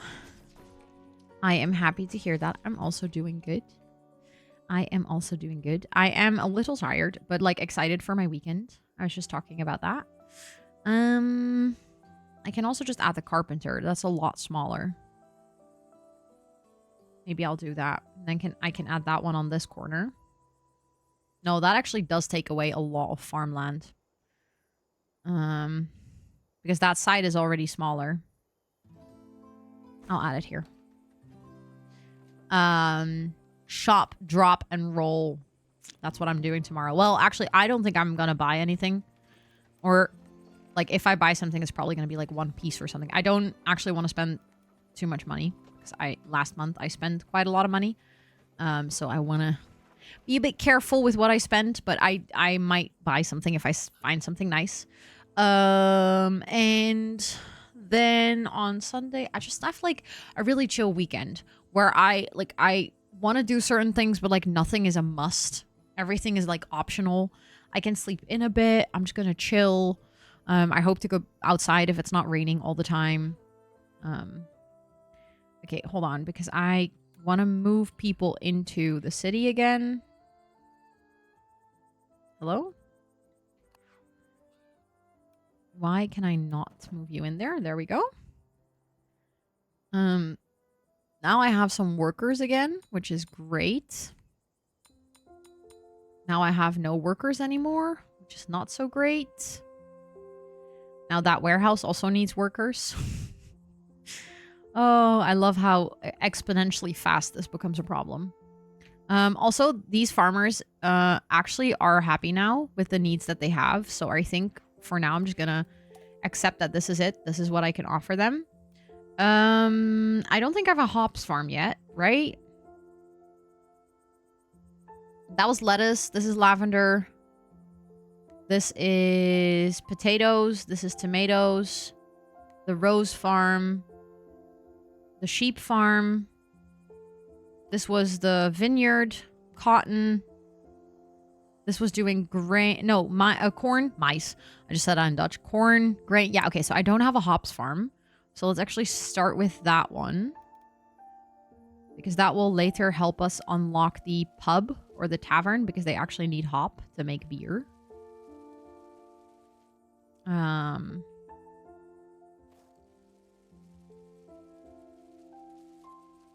There we go. We can go all around. That actually worked out really nicely. And then this this farm. Cotton we have, corn we have, wool we have, beeswax we have. Okay, so we only need milk. This is actually the last farm that we need.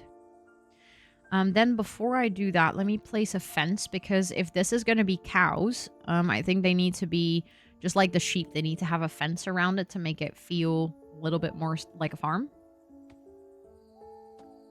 Like an actual like farm field. I want to at least have that in place, and then I'm going to have to see how far back I need to go. I don't actually know that just yet. I and go to TK Maxx. I feel like TK Maxx is one of those stores where I could potentially find really nice items, but that store overwhelms the living crap out of me. I'm also going to be real with you. The TK Maxx in Rotterdam is a mess 90% of the times. And it's really busy, specifically in weekends. And then I just never know where to look. Like, there could be some really nice steals, but I just don't know what to look for because there's just so much happening at the same time. And then I just get overwhelmed and I leave.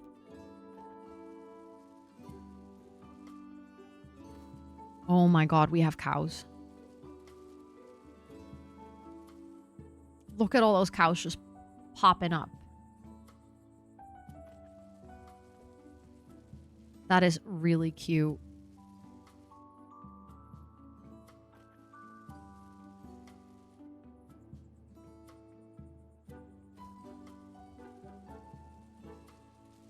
I love that so much.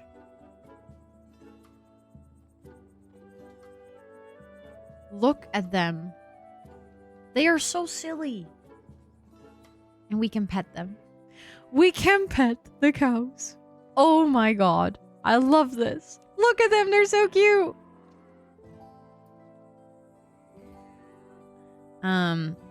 We don't have enough transporters in the granary though, so we are yet again running into resource issues in this city, but that's okay.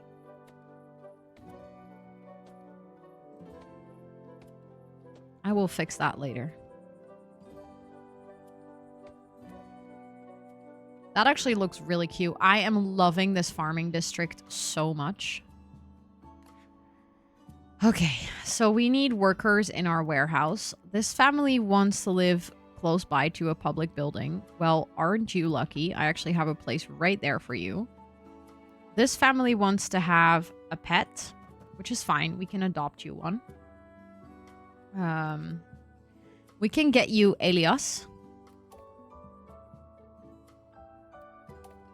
There we go. Done. Now we have some workers. Perfect. Can add some workers over here. Okay, so this granary is shipping to these farms, which actually makes a lot of sense. Ooh, no. Oh my god. I just meant to assign a worker. There we go. It just says that these farms are not actually tended to. So that means that this granary has too high of a demand. So I can... Is that also going to this one? Let's remove that one. Connections.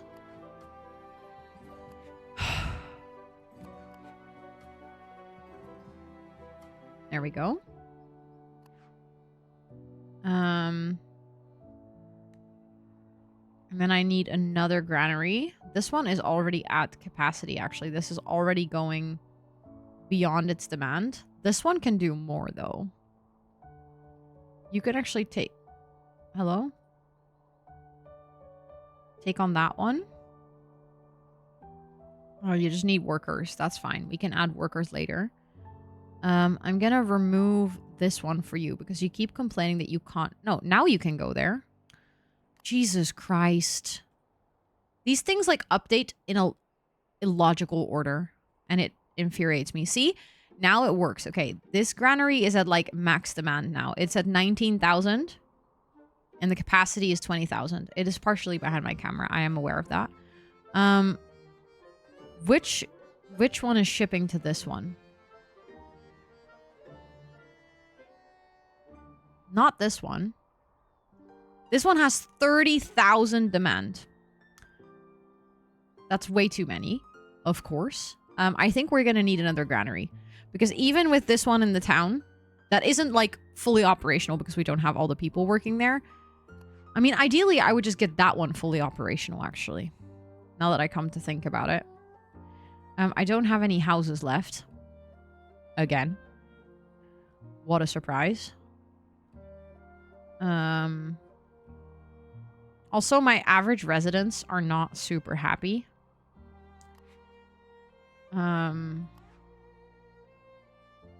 I genuinely keep running into that cycle of adding houses to add people, but then the people have more needs, and I don't know how to fix that cycle. Like, I keep not getting to the balance. And I remember someone under my YouTube video commented that apparently, like, food stalls are quite personnel heavy, and they have, like, a very small area of influence. But at the same time, they also have a very small footprint, so you can just plop them around in the city whenever needs need to be updated. So it's like one of those things where it's kind of worth it or something. Like, I don't know how to explain it, but it makes sense in my brain. Also, I really like the look of all the market stalls. I think it looks really nice.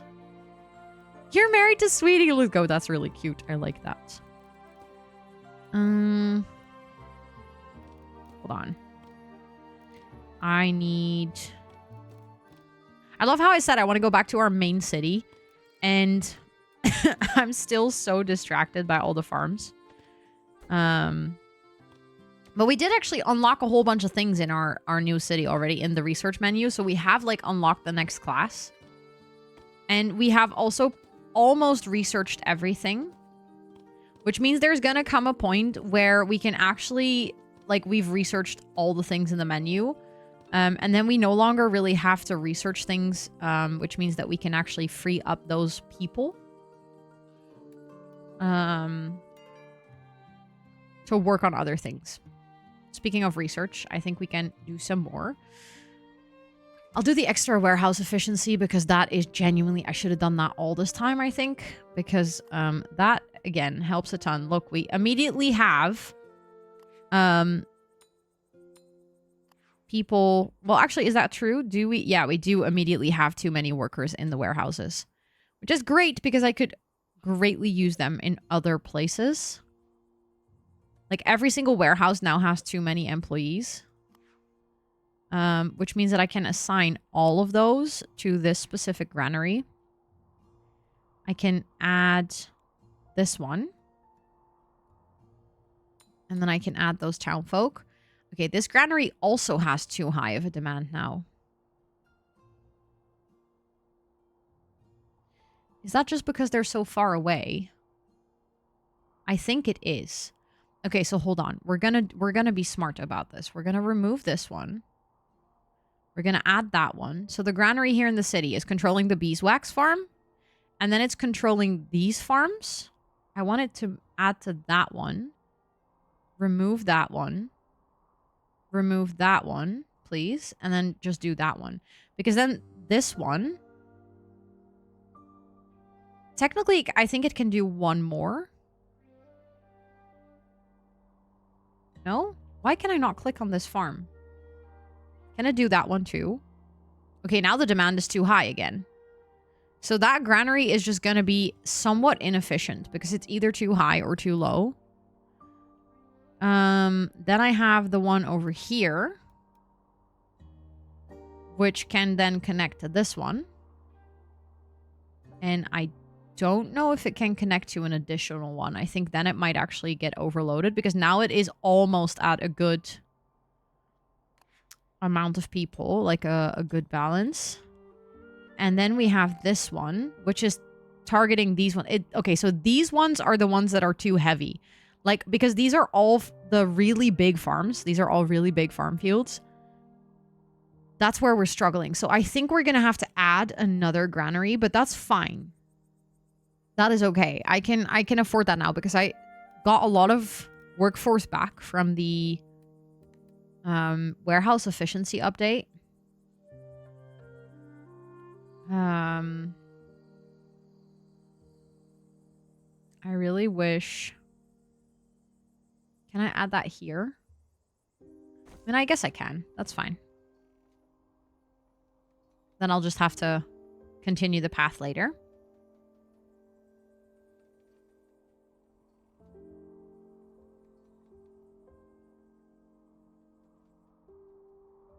Because, yeah, I'm, like, right at that balance of not having enough granary capacity.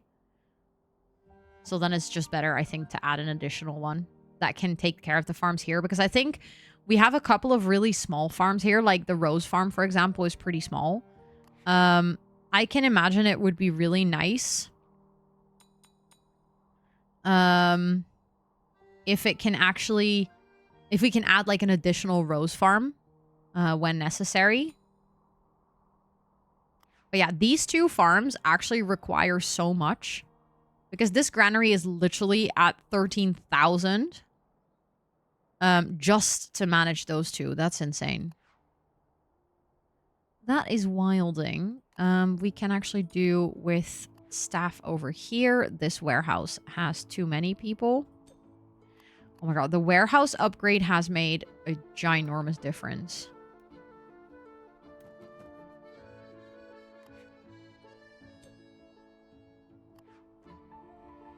Like, I actually have a town that's somewhat balanced, and I have people. Enough people. These people are still unhappy, though, so let's have a look. Your house needs. You're complaining about virtually everything. Even though you have a lot of things. I know it's partially behind my camera, but these people are literally... Matthias, you are complaining about everything. Who are these people? It's Matthias? A couple of random people? Actually, Matthias is the only person from chat assigned to one of the complaining villagers. But I guess we can fix that by just adding some things back here. I guess we could add another winery. As in, like, this side of town doesn't have a winery. And a winery has a pretty big footprint, I think.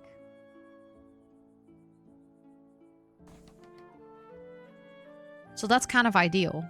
Then, like, this entire side of town will actually get a boost. And there is a farmer who wants to move in. So if we then need a second vineyard, we can move that farmer into that vineyard. You can go... Oh, well, there's not a lot of trees here, is there? But that is something we can very easily fix. Because this little corner back here isn't really gonna exactly get us a lot of... Can I place a tree here? Like any? Isn't really gonna allow us to place that many buildings anyways. So we might as well place some nice trees back here. And then these people that want to live around trees, there you go. We have our winery. Okay, so they actually have enough wine already. I just need to add some workers to the warehouse again, but then it should be fine. Okay, so now you guys that are all complaining, they have a clothing store, but that's a bit further away. They would like something better. Is there any space? They also don't have that many public buildings, which I guess is also fair, but I think if we add the church, it has a really wide... a really far like range. We can add that here on the corner. I think that actually might be nice. And then we just add some trees again. I feel like having a church on the corner there makes a lot of sense. And I don't think this side of the town has a church yet. We have the schools on this side of the town. I don't have any workers, though.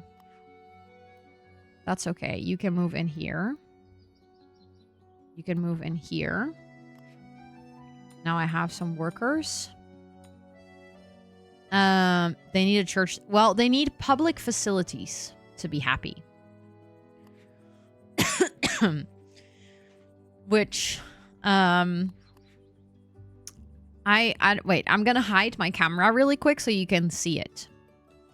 So right now they are complaining that like their food need is fine, but their clothing need, their entertainment need, their housewares need or their public services need is relatively low. And the public services is the church, and the church actually has a very wide range. So if we can get the church fully operational, all the people in this corner should also get access to to the church. And that is a great way to add public facility. Another way that we can add public facility, which has a much smaller range but is a lot easier to place, is like a little newspaper stand, for example. So we can place one right here. The thing is, right now I just don't have any workers. Oh no, it's not that it had to be a church. It just had to be public facilities, which can also be a school, a library, or a post office. So there's actually multiple options. Also, I just got 2 farmers that want to move in, which is slightly unhandy because I actually don't really want to have more farmers. I might want to have like 1 additional farmer. But that's about it. Ooh, I could get the flower automation. Let's go. Again, I don't exactly know what it is, but it's beautiful.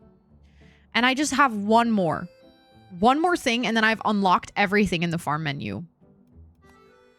Alma is 100% happy. Jess, you are surely one of the people back here in town. Oh, that's Matthias again.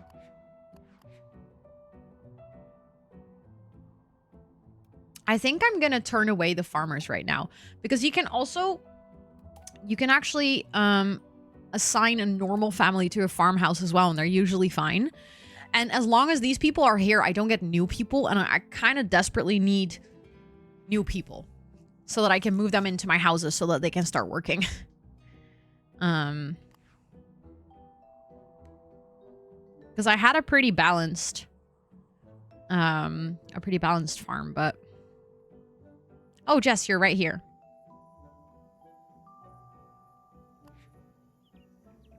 Your home decor is not enough. Although, that's the weird thing. Like, the decoration points are 155, which gives you plus 20. And it says 155 decoration points provide a happiness bonus of 20%. 10 additional decoration points needed to gain. So I don't, like, but I've already added so many things. You and Molly are neighbors in every single game. Quite literally. Neighbors in every single game.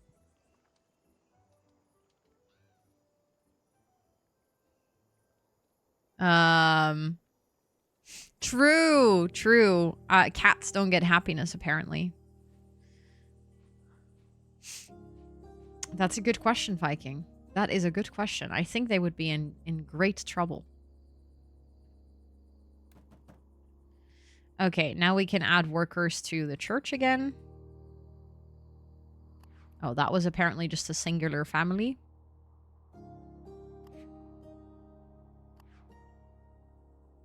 I do feel like, so artisans actually have a 94% happiness rate. Farmers as well.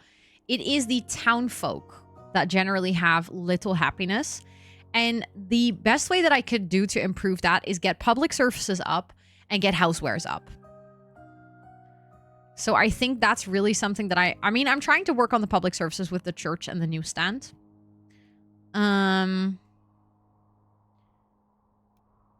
These people want to live close by to public services. Okay, well, then I guess what we're going to do is we're going to increase two houses here.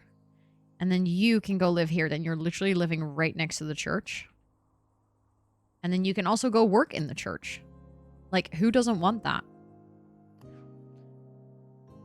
That's true. Faye learned pretty fast. She did also have a teacher, which I guess helps. Oh, you literally just added yourself, Capricorn. There we go. You're right here. You just have to chat. And then you automatically live in the town. So you are a journalist. You are married.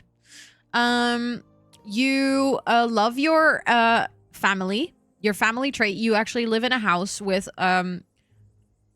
The happiness bonus is from a family trait. This family wants to live close to flowers, and you live close to flowers. No one likes their home decoration in my town. I don't know what their problem is. Everyone says that their home decoration is like the lowest thing. Which doesn't make any sense to me because I decorated all of your houses beautifully. Oh, we have someone ready to move in again. You can move here. And then you can also work in the church. There we go. People back here are still unhappy, but that's fine. I'm working on it, okay? I'm working on your needs. I promise. Renee. You guys are a little demanding, but that's okay. That is okay. Okay, I'll upgrade these houses too. It's fine. Or upgrade. Increase their capacity. Okay, and then we can add a worker here to the newsstand.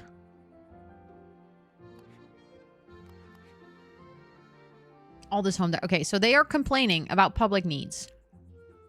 Who is this church servicing? Oh. This entire chunk. The people back here just don't get that much. You know what we could do? We could actually add a library in this side of town because this is the school. So I actually think it would be nice to have the library back here as well. So we are gonna, I guess, just continue the road.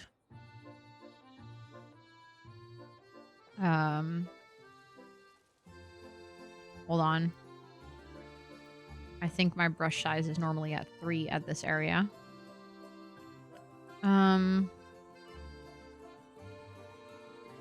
Hold on.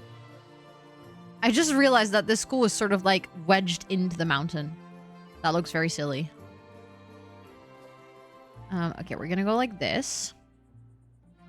And we're gonna go like this around it because I'm gonna add that library basically at the back of the school. We're gonna connect this road to here.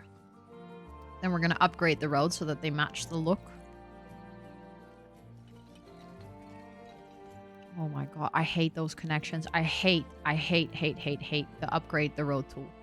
Like, I love this game to bits, but that's the one thing I genuinely do not like is the way that the roads change look, but also the way that it like becomes smaller and more narrow if you upgrade the road, and then it's just the connections like this just look horrible.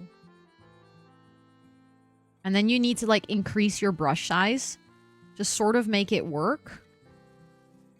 And it never really becomes good looking. Like, that's the best I can do, I think. Road, I love it. Perfect. Okay, we can add a library. Maybe we can add a little bit of like a plaza around the library later. So I'm gonna give it some space. Okay, these people want to live close to beeswax. Which, again, the people living here all already have quite strong needs. But if there is a family that people living here have like random needs, you can move back here. Then you can move in here. And you, oh, I don't have houses available. Great. I think I'm just going to upgrade these houses that are here around the water. Because I actually quite often have people that would like to live in the houses here. You need additional space. This warehouse all of a sudden has too many people. Why can I not add people to the library? Oh, there we go. Oh, because I don't have... Oh, we need artisans to work in the library. Okay.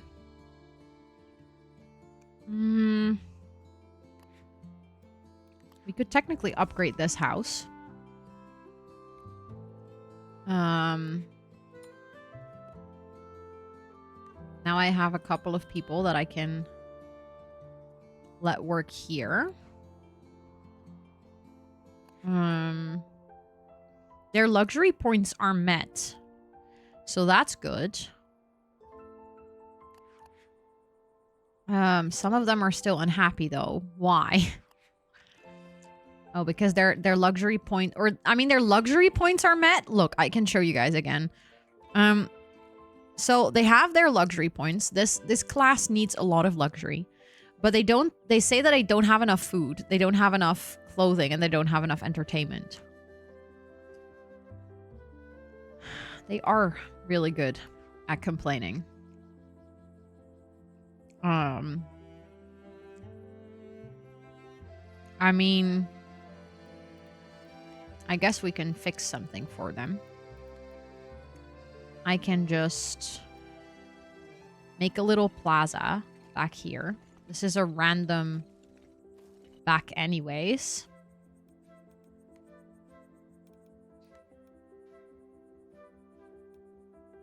Let's go to 3 again.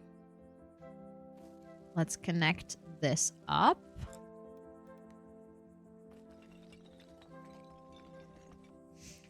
And then let's add some trees, some small ones around here. And then we can add some entertainment, I guess.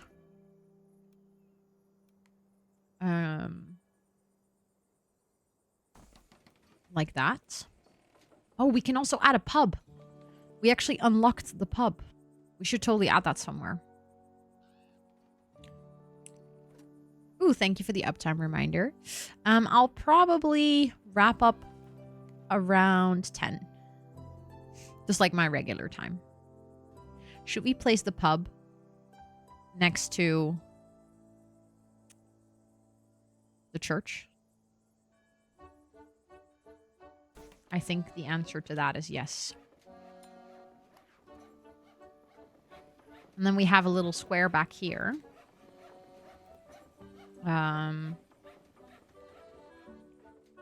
We also just unlocked like a new building, like a candle maker. And then we can have the road continue in between these buildings. These people want to have a house surrounded by farm decorations. Well, I guess we could make sure that this house has some farm decorations around it. That shouldn't be too hard. Like, we could have a little garden table on the balcony. And we can have, like, some pumpkins in front of the door.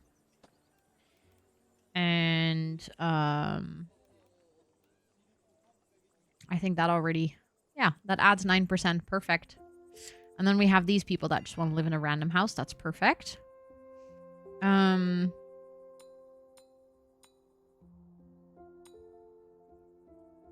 Okay, that's definitely... We also still need more artisans.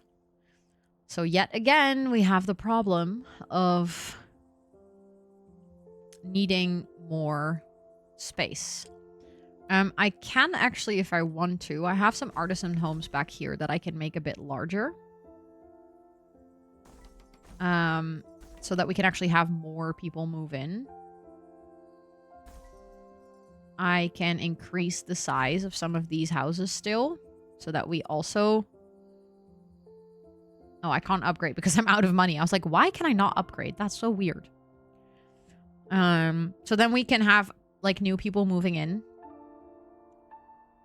Can I make your happiness be 69? I can't promise anything. It's 64. You need 5% extra.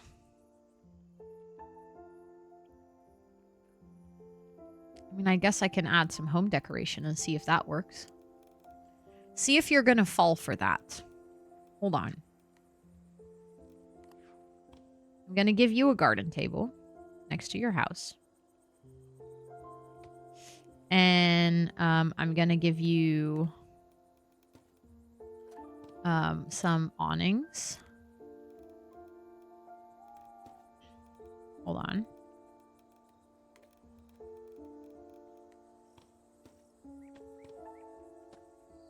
Let's see. Let's see how you feel now. 65. Wow, that went up 1%. Okay. So I need to up my game, I see. We're gonna just add more flowers then. Add some lights back here as well. Add some more awnings, I guess.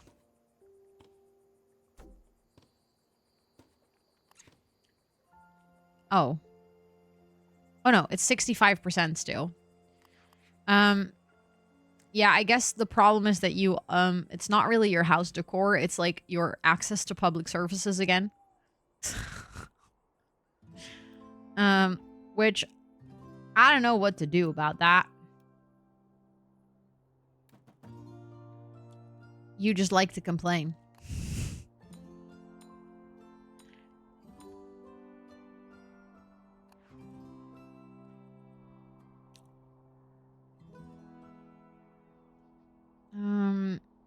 Oh, no workers are available? For what? Oh my god, again. Take me to church, I worship like a dog at the shredded daylight. I don't actually know what he sings. I always just sing sounds, which I don't think is actually the lyrics. You guys are demanding, but it's okay. I mean, you guys are also not unhappy. Like, actually, this entire town is doing really well. I know it doesn't look like that with all these unhappy faces, but you guys are actually doing pretty well. I'm gonna give this house a bell. I'm gonna give this house a bell, and I'm gonna give this house a little awning, and I'm gonna give this house 2 as well. I'm just gonna add some decor because clearly you guys are not happy with my current work. There we go. That gets a little bit better.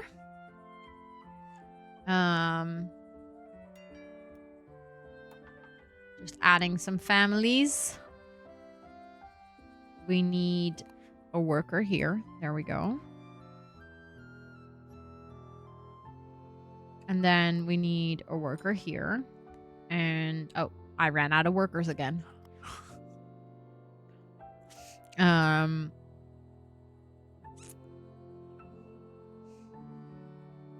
Take me to church on a Saturday night. Sure. Is that what he sings? I don't think I've ever heard that. I'm a little shocked. A little shocked here. I will increase these houses as well because actually this is a neighborhood that is doing very well. So maybe instead of squishing even more people to this side of town, I should be increasing houses on this side of town.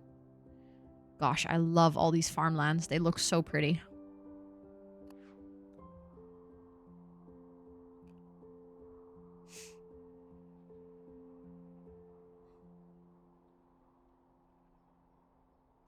Okay, we got people to move in again. Let's also get some artisans. And then we can actually fill the library. Okay, so we do actually have some additional artisan workers that we can add to the candle maker. Oh, God. It feels like a loop. Oh, yeah. That's so true. I just need a Walmart mentality. I just need to pay people crap, maximize efficiency. If only that was possible in this game. It isn't, though. It's a very worker ethical game. Also, hi, Anton. Welcome in. I hope you're doing well. Which I think is good. I think we need that in this society. We need a game that is actually nice to the people. I built them nice farms, and I actually fulfill all their needs and stuff, you know? Oh, Tucha. You can come. It's okay. Okay, we can add 2 more people to the pub. There we go.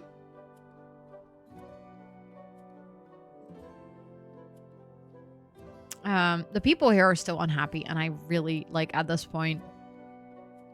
Home decoration. Yeah, they're complaining about their needs again. How do you figure out to lay out the roads and stuff? Because I'm just starting and Jesus, a mess. I wish I had an answer, but in all honesty, this is literally just whatever my brain comes up with in the moment. There's not really a plan. There's not. I just kind of do it. And I do notice that in this town and the other town, I focused a lot on kind of like following some natural shapes of the terrain. In my other playthrough, I've definitely thought a little bit more about efficiency, which is nice, but it looks less charming. So this is a very inefficient town.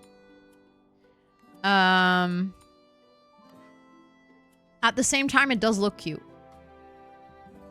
But I continuously run into problems of like things not being efficient and therefore needing like additional warehouses, which then need additional workers. So ironically enough, I think I would do a lot better if I actually maximized a little bit more. Oh, look! Tub and Christopher are actually having a little picnic. That's cute. Oh, and Esther's joining. Esther's on her way to join Tub and Christopher for a picnic. Hop, hop, hop. That's so funny. I like it. Okay, I'm seeing slowly less unhappy faces, which is good.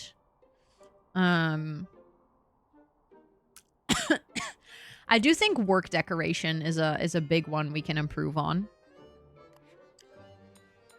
Okay, the pub is fully manned. The pub is fully working. Which I think actually, if I click on the pub, yeah, that is actually adding a lot to these houses.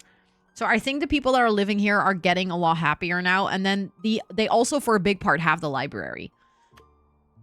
And then we have the candle maker, which is working in this side of the town. So I actually think that the facilities that I just added are doing their job. The thing is, for the candle maker, I ironically enough need more artisans. And again, artisans have quite a high demand for what they want.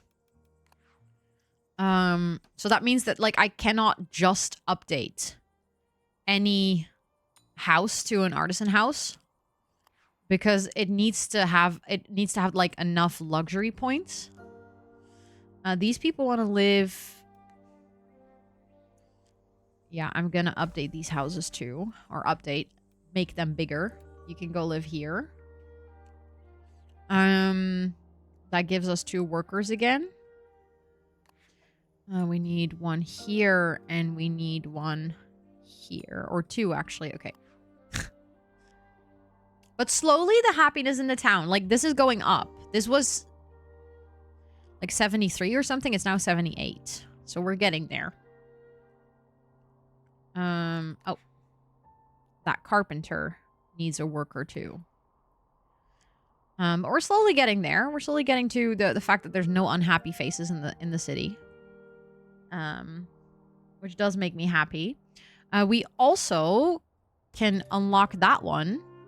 And we have now officially gone through the entire research menu. We have all the farms operational, which is actually a huge achievement. So basically our farm town, like as far as we are right now, I think our farm town is as good as done. We don't have things like the patisserie and stuff, but we can actually use that in the other town, I think. So for the city, we have some more research points. Let's get the social club. But this is what we still have to get. And then we have these 2 levels still. So the larger city and the I don't even know what level that is. But for that, we need to go back to our initial city that we were building in. Which, as soon as we start adding these buildings or this class, things are gonna get a lot more complicated. And then we might actually have to add farms to that city as well, because I don't think these farms are gonna have enough supply for everything we want to do in the other city. But it's nice to know that we can now also have the farms there, because that's something that we could unlock only here. Global farming is like one of the last steps of this specific world. So I think like after this, like after today, I know that I said today I wanted to focus on the other city, but I genuinely didn't realize how much we still needed to do in this town.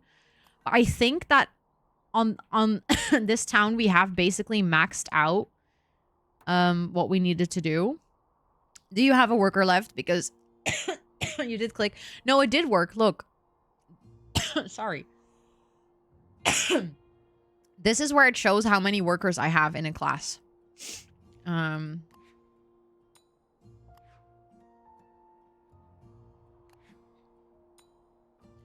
Okay, and then like I said, I need more artisans.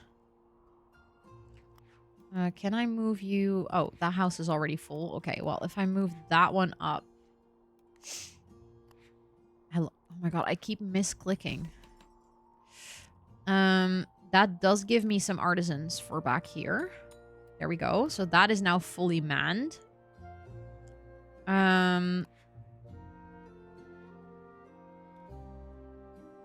Oh, I need more artisans though. And I need another worker for here. Okay, so is there a house that I can upgrade that is close to... I can upgrade that one. And then these people can move here. Which... Oh my god, there's so many people in town at this point that I keep clicking on the people. We have to do that one. And then this one needs one additional artisan, but I just have one. That one person I think can work here. Yeah, that's great. Okay. I need to upgrade one more house to an artisan residence. And then I think we should be about balanced out. So I might just do that one as well, because that's in that same street. And then... Oh, that actually stole townfolk away. Oh, this feels like such a logistical puzzle. I can update that one. You can move in here. Then you can work here. And you... Oh, we now have 4 artisans and not enough workers for the other things. Ha! Oh, we actually need a lot more normal workforce now, because that one house stole away workers from 3 different places. Well, that's fine. I just realized that these houses can definitely upgrade. So we can add more people here once the train arrives again. And hopefully those can fill those spots.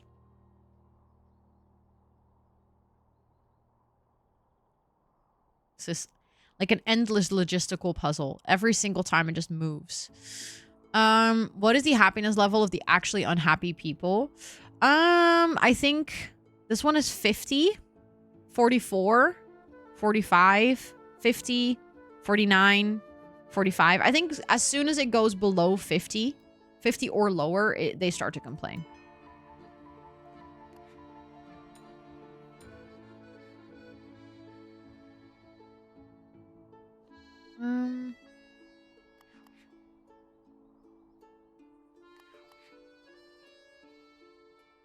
Oh, I don't have... Ah, okay. So sometimes you can also assign artisans to a specific job. Okay, but I need a little bit more townfolk still.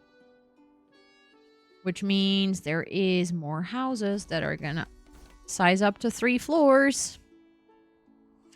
Which, the downside is that when you have 3 floors, sometimes people also start complaining that they don't like living with that many neighbors. So then, like, you have more people living in the city, but then those people start complaining about the density.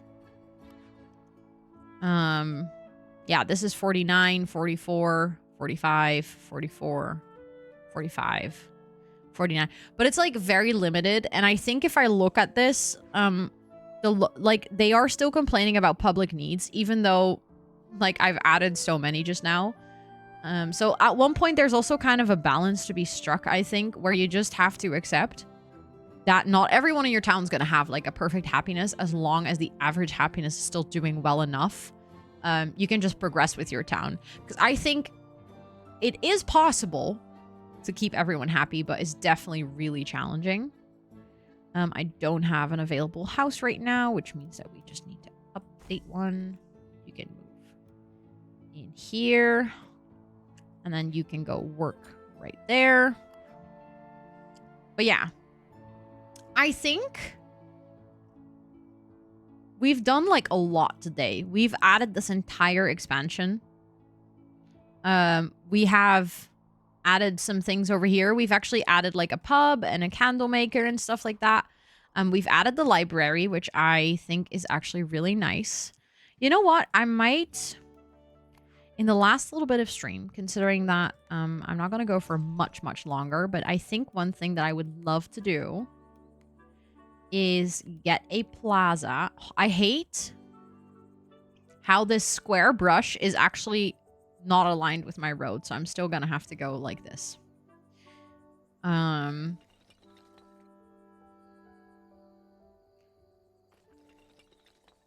have to go make a plaza around the library. Okay, I need a little bit of a bigger brush.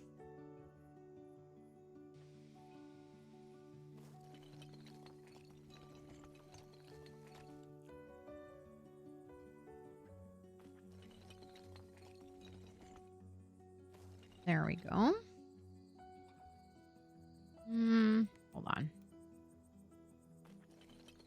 Actually, maybe I'll go all the way until the corner over here. And then we're just gonna do like a nice decoration. Add like a fountain and some flower beds and stuff like that. I think that's going to look really nice. Let's add a fence. Or maybe we can do a hedge, actually.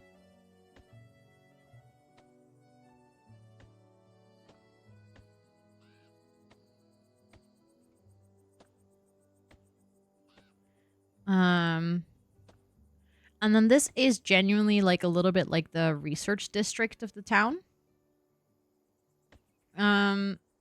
Because over here, we also have that plaza. We have like our research center, and then we have our school, and then we have our library. I think that's actually really cute. I like that a lot. Let's get a tree to the sides of the library. That looks nice. We definitely need a fountain here. Like a big one. That's just a must, I think. Exactly. Like, remember how the other day we were literally talking about how, can I put a clock on here? I can. Perfect. How people give, like, bad reviews to waterfalls. I feel like this is kind of like that. There's just gonna be people in the town that is, no matter what we do, they're just gonna complain.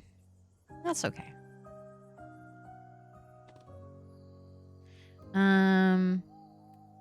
Thank you for the follow. I appreciate it. Welcome in. I hope you're doing well. Oh, this doesn't really work on the library. Okay, that's fine. That's fine. We can add some signs, though. That looks cute.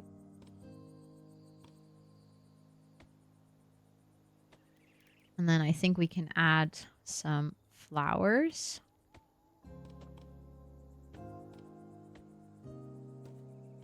That is really nice, actually. Okay, so the library looks pretty cute right now. Let's get some lamp posts here because it is a little dark. There we go. I think I'll take this back a little bit so it's easier to enter the plaza. People can also enter from here, so you can kind of like walk around. Let's see, plaza decor.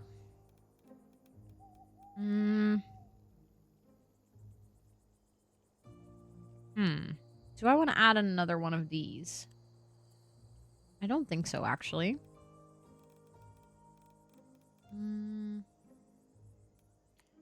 We can add a statue. That could actually be kind of nice. Hold on. We can add like the 2 founders of the library. Thank you for the uptime reminder. I am almost done. Almost done. I just want to decorate this little part of the plaza. I think that's going to be really nice. Okay, and then I just want to add some benches and stuff. Hello. And then we're going to add some flower boxes.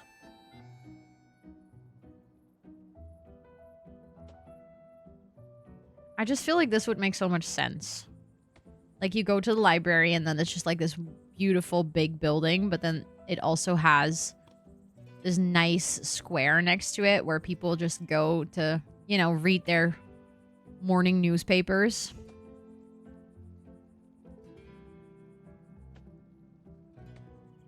And then that's like probably an infamous square where tourists also go.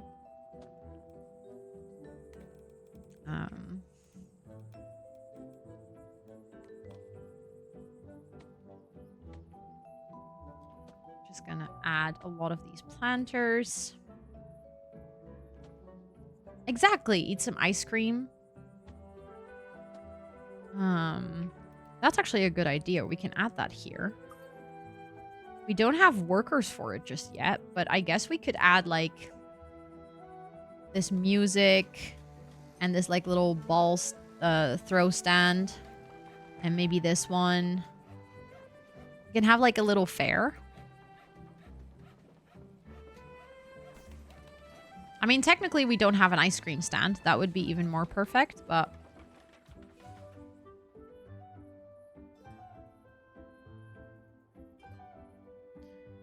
the game is really glitchy today with clicking on things. Like, it's actually annoying.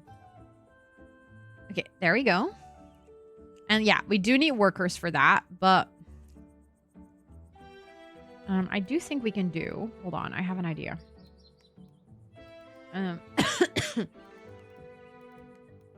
Sorry for all the coughing.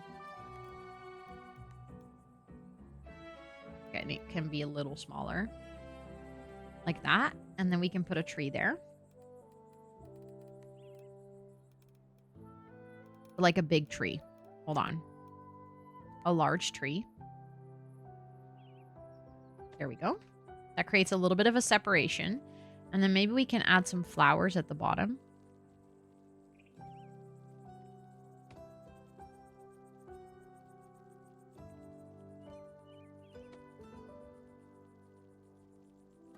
It's hard to place these flowers, not to glitch out with the tree, but...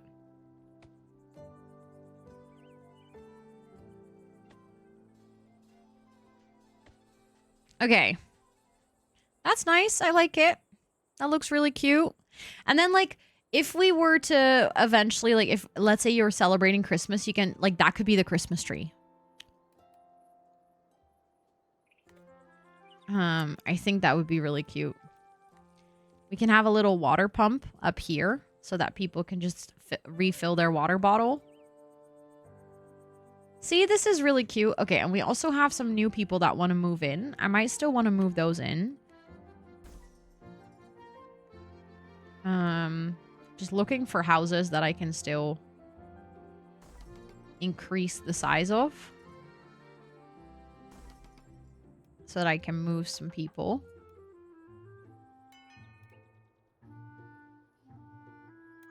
There we go. Now we have some additional workers. Great. We can actually add some people to these stands. Which makes the people in that neighborhood happier again. Yay! Okay, so we just have a couple of unhappy people, but that's it. And I really like our library square. I really like what we made here. I think it turned out Super adorable.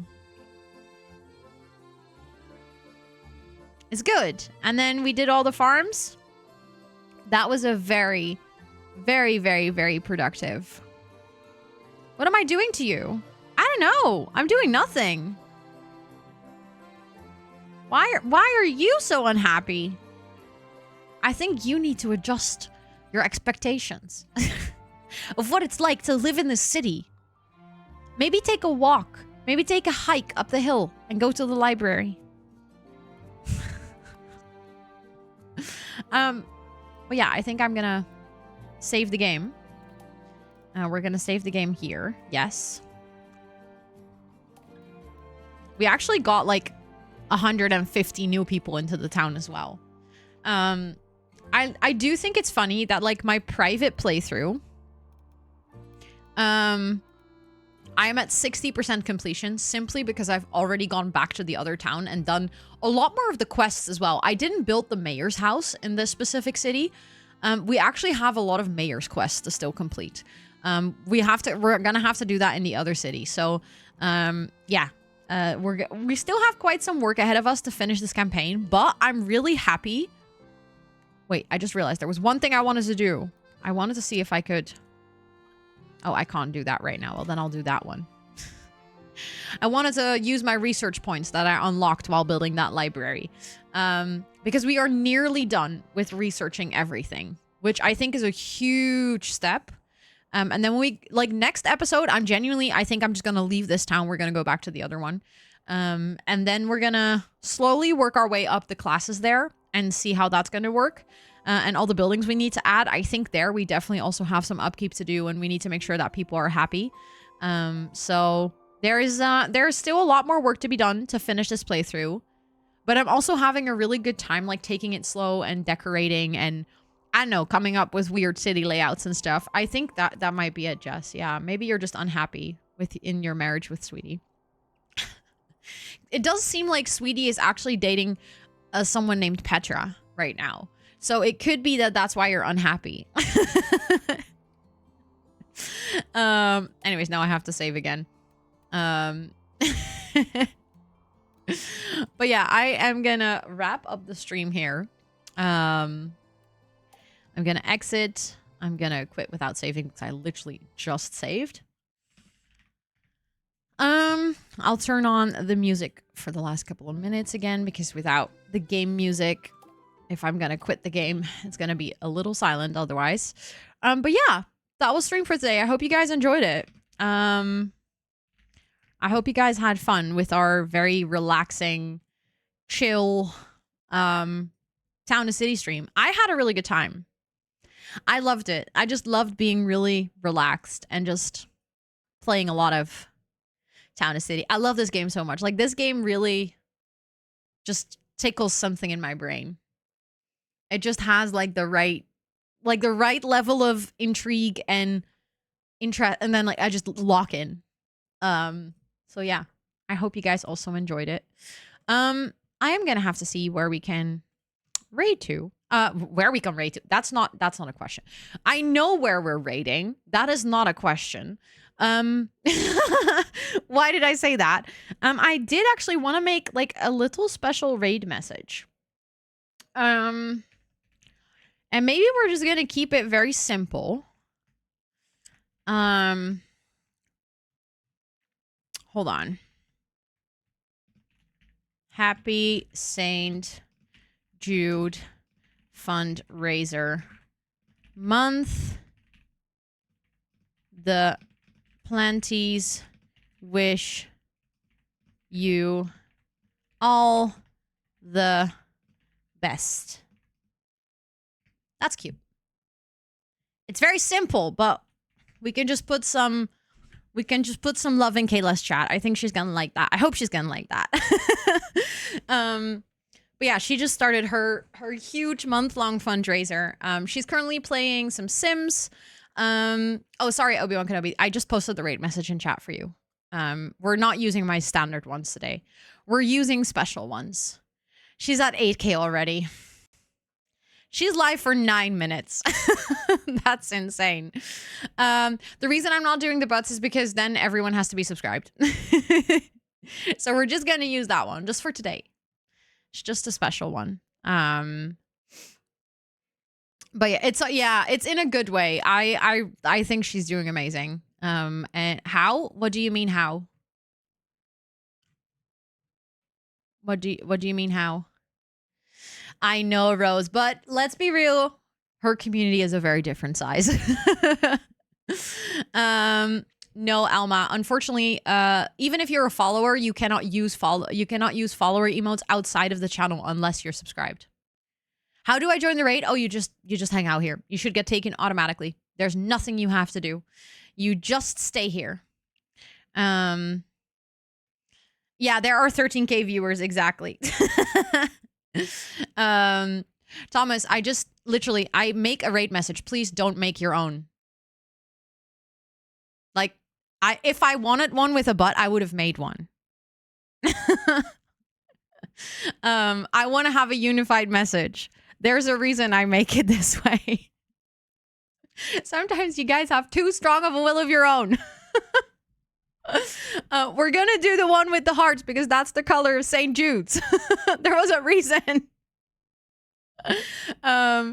Anyways, we're gonna go say hi to Kayla.